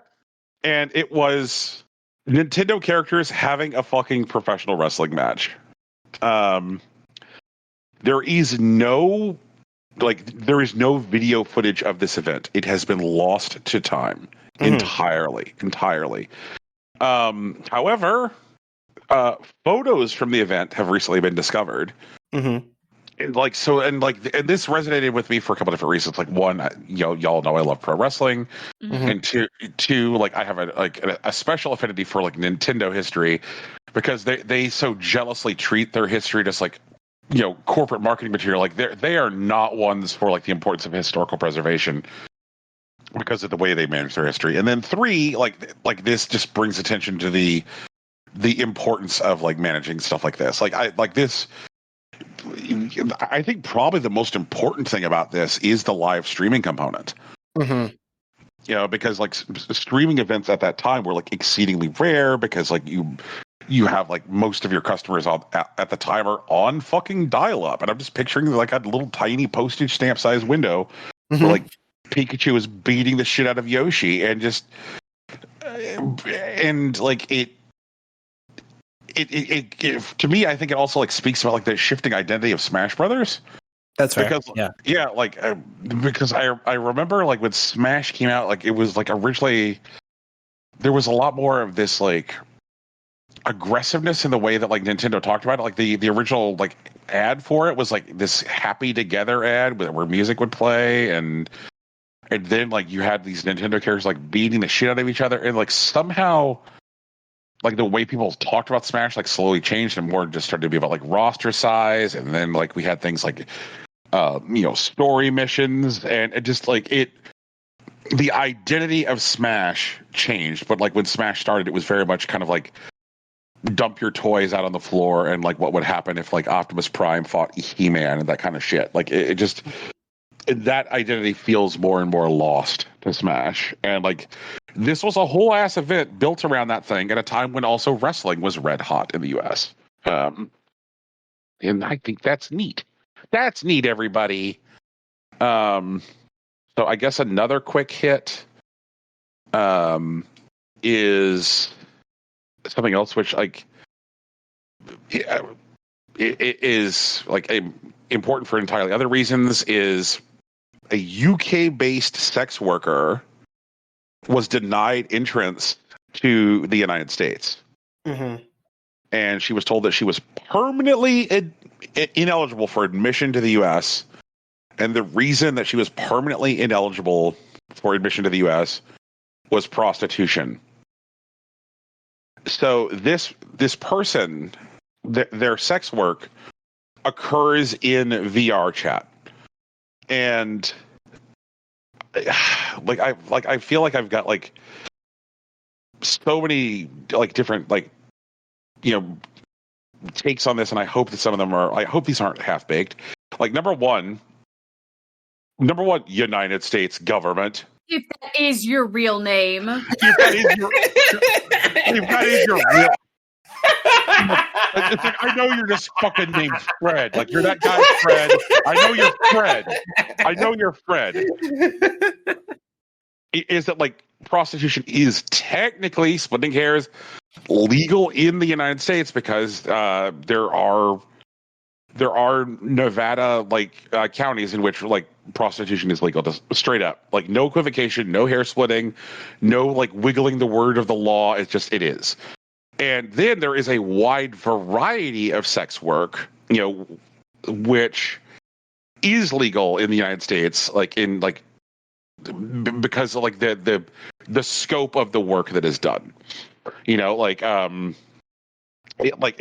I wanted to like say hop on a cam and run a cam show, it would be legal. And so like here's where I start to say like I'm so tired. We need to start having people in who are implementing policy and positions of power like understand the technology that they're engaging with. Because like if I were to examine the possibility of like say sex work within VR chat, sex work in VR chat feels closer to like say a private cam show than someone walking into a room and like having penetrative sex for money. Like if we're building a sliding scale where it's like where does this land on the scale, it feels like say closer like say camming or OnlyFans or something like that.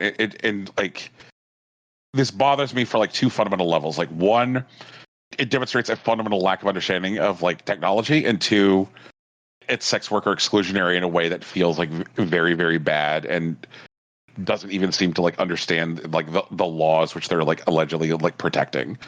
Wild that the United States government would not be aware of emerging technology. That doesn't sound like the government I know, does it? I know, right? I have to explain to a sitting senator how to get their printer hooked up. I should have to pay taxes. For every time I have to convert a document to a PDF for a sitting senator, I should get $10,000 tax free. Oh, God. This reminds me of an actual conversation I once had with at the time U.S. House member Kyrsten Sinema. She was running for Senate at the time. She was in the House. Mm-hmm. Oh dear. Yes, and I'm already afraid. She had come to PayPal because she was like, I'm going to stump at PayPal, and so this is back in the before times. Yeah, mm-hmm. So this was back in the before times. For so many different reasons, this story like marks itself in history. But so she's there. And I'm talking with her, and I'm like, here's like some concerns I have. I'm like, number one, like I don't think that the Congress has appropriately examined the Article 1 implications of cryptocurrency. Like cryptocurrency seems unconstitutional. And she's like, yeah, you're right, it definitely is. But she's like, one of the challenges that I have as a member of the House is that so many of my peers don't even know how to download pictures of their grandkids from their email account. And so explaining to them why cryptocurrency is unconstitutional is just too steep a hill to climb. And that's part of why I need to get into the Senate, because I can make more impact there. And I'm like, the other thing that I'm worried about is the Fourth Amendment implications of police departments being allowed to use drones. Mm-hmm. Yep. And she's like, yep. And she's like, that's exactly why I need the Senate, because we need voices that understand technology and can, and can bring that understanding to governance, and I'm like, seems good. I'm all in on you, pretty lady. You got my vote. And now she wears the fuck you ring and does thumbs down in the well of the Senate. Yeah, and absolutely embarrasses my state every day. Ah. My condolences. Can't wait to learn about my state's new embarrassments.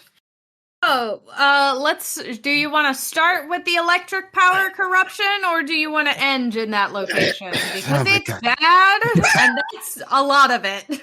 Oh my god. I don't think we have time for that on this podcast. One day. I guess let Hex, who is the name of the sex worker from the story, into the U.S., you cowards. You cowards! Yeah. Sorry, just yelling. Fred, you fucking suck. And you suck. I want to meet my favorite V-Shoujo VTuber, who is also an actively being sponsored by Faku. Faku is a Japanese hentai manga reading website. Yes. Okay. This is one of her active sponsors. She has several models that are not safe for Twitch. So do I. So I know, but by this logic, like, she wouldn't be allowed to visit the U.S. either. Assuming she doesn't already live here. Like, okay, so I guess our last story. Mm-hmm. Known douchebag Jason Blum, the head of Blumhouse Productions, which is a film production company which has been trying to like corner the market on like studio horror films for like the last several years. Like he's formed like pretty strong relationships with like Universal Pictures and Amazon. And again, I do not speak for Amazon. Right. But like he's carved out like positive relationships with like Universal, Paramount, and Amazon. He has ongoing deals to sell movies to all three of them. Okay. Mm-hmm. And he recently entered a relationship with James Wan, the guy who created the Conjuring series, to merge their production companies. And I'm like, sure do love someone trying to build a horror monopoly in the United States. Like, is there anything that I love and am into that somebody isn't actively just trying to fucking push toward oligopoly? Apparently not. Thanks, capitalism. Shout outs to capitalism. This week's episode brought to you by Doritos. Oh my god. Doritos, they're triangles. You put them in your face. Doritos are too expensive for me to buy right now. Yeah, that's right. Oh my god. Well, Tegan, have you considered skipping breakfast? Because right? If I skip breakfast, maybe I could afford 2 meals a day. That's right, and one of them can be Doritos. Oh my delicious god. face triangles. Okay. So fucking Jason Blum. Here. Yeah, we're doing great, sweetie. Like, so Jason Blum, a guy who could definitely afford to eat breakfast, is like, Jesus Christ! I'm sorry, I'm stuck. Fuck. I'm just sitting around thinking about fucking Jason Blum eating Doritos, and it's just really bothering me. Yeah, fuck. Okay. I need a minute. Yeah, sure, man. Whatever you need. Okay. Just got like 6 new titles anyways. Who cares? All right. So Jason Blum, the notorious Doritos enthusiast. Oh my god. I'm so glad we're having a good time here on the moon today. Oh, Jesus. I'm I believe in you, dude. It's fine. All right. So Jason Blum, the guy in charge of, is it Blumhouse? Blumhouse Studios, which supposedly is the group making the FNAF movie. Go on. Yes. It is establishing a new division at Blumhouse Productions. And it is ... Blumhouse Games. Mm-hmm. And he said that it will be original horror-themed games for console, PC, and mobile. They will be acting as a publisher, so this is a good way to let us know that it's the Devolver model. They're going to go find like horror-themed indies and then like just buy the distribution rights. Mm-hmm. Right. Quote, working with indie developers on projects with budgets below $10 million. That's like a pretty big budget. Yeah, horror games have like $10 million on their budget? Besides, I guess like the Resident Evils these days, but like shit. No, there has been like an increasing like space for like what was are they called Agony? No, not Agony, but they're was it Outlast? Like I think that's yeah. Outlast. Yeah. Yeah, so there has been this like increasing market for what I would call like mid-budget horror. Sure. And so like it definitely exists. Like it's definitely a space. And like and the thing is that Annapurna has been like extraordinarily successful in this space. Like Annapurna, started as exclusively like a independent like film house, and then moved into game publishing with like a great deal of success. And part of what got Annapurna their success was the fact that they were able to like leverage their brand to like this growing contingent of people who are like both serious game fans and serious film fans, people who will like associate the brand identity with like what it represents. Sure. So like one of the things I'm curious about their model is like whether they're going to just buy up stuff which is already in development and be like, oh, okay, we like your game about the guy who's forgetting how to like read and he lives at night and his pillows talk to him. We'll buy that. Or are they going to like say go and approach like existing like hot or trending like horror, like mid-budget horror developers and be like, hello, hi, we would like for you to make a video game based on Megan. Like, are we going to get any of that? I think they're going to try if they can, but like, studies have shown that doesn't work. Like, people definitely do approach licensed games with like a measure of reputation.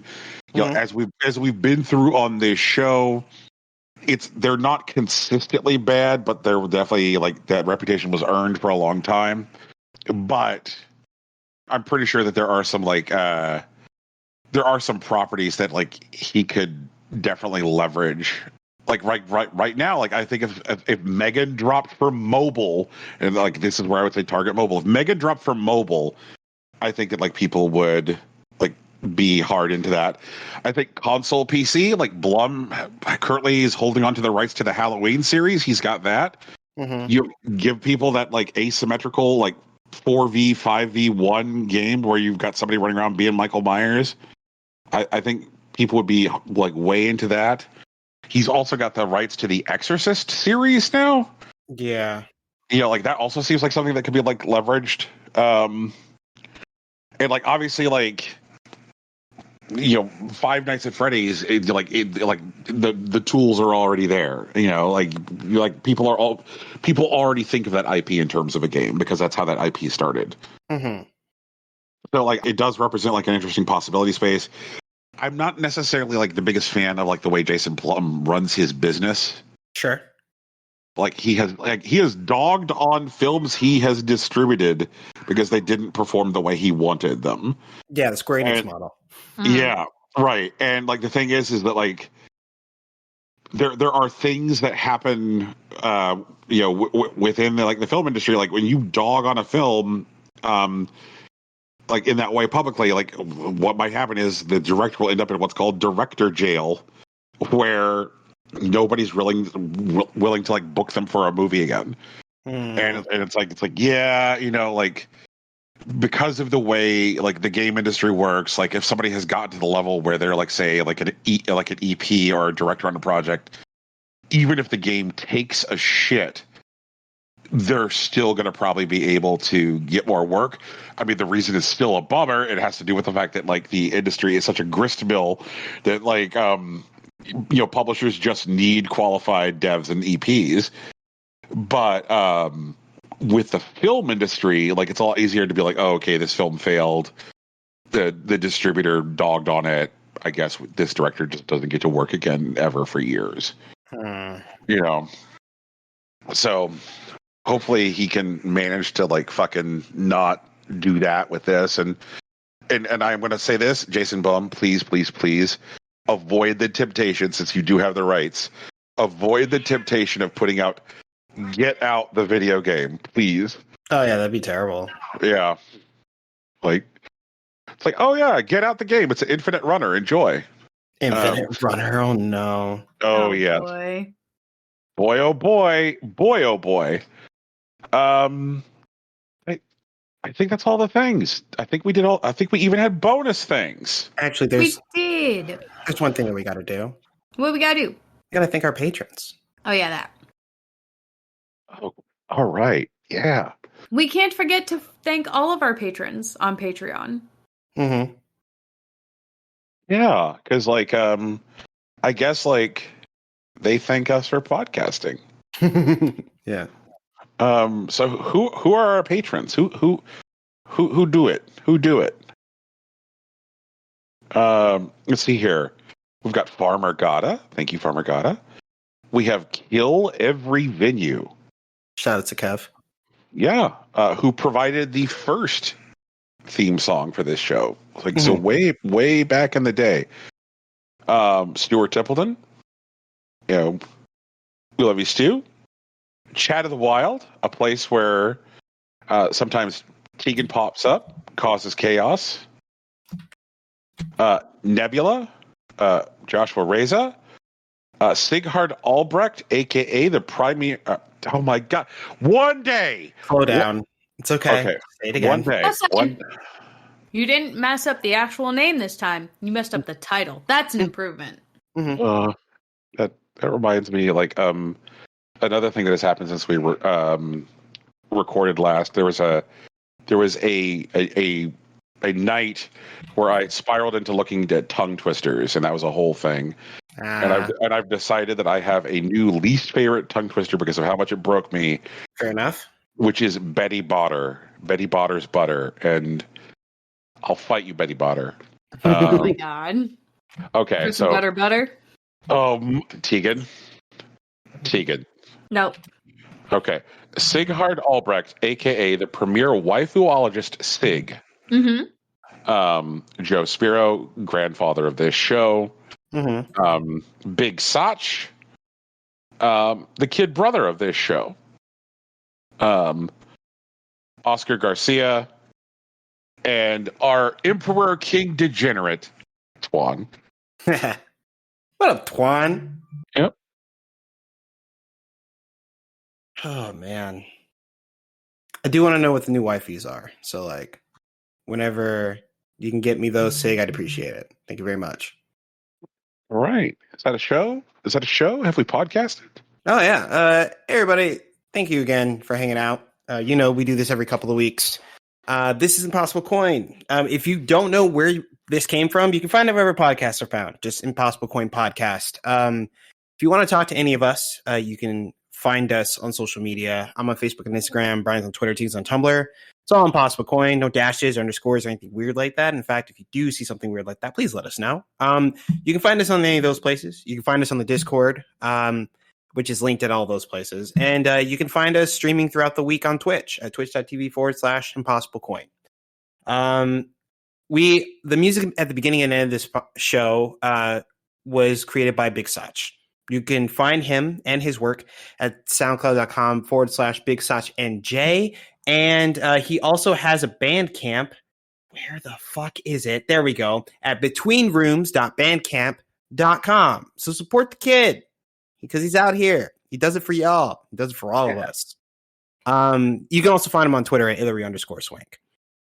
Our t-shirt and logo were designed by Laura Moran. You can find her on Twitter at Laura Moran and consider donating to her Patreon because her shit's amazing. It's incredible work.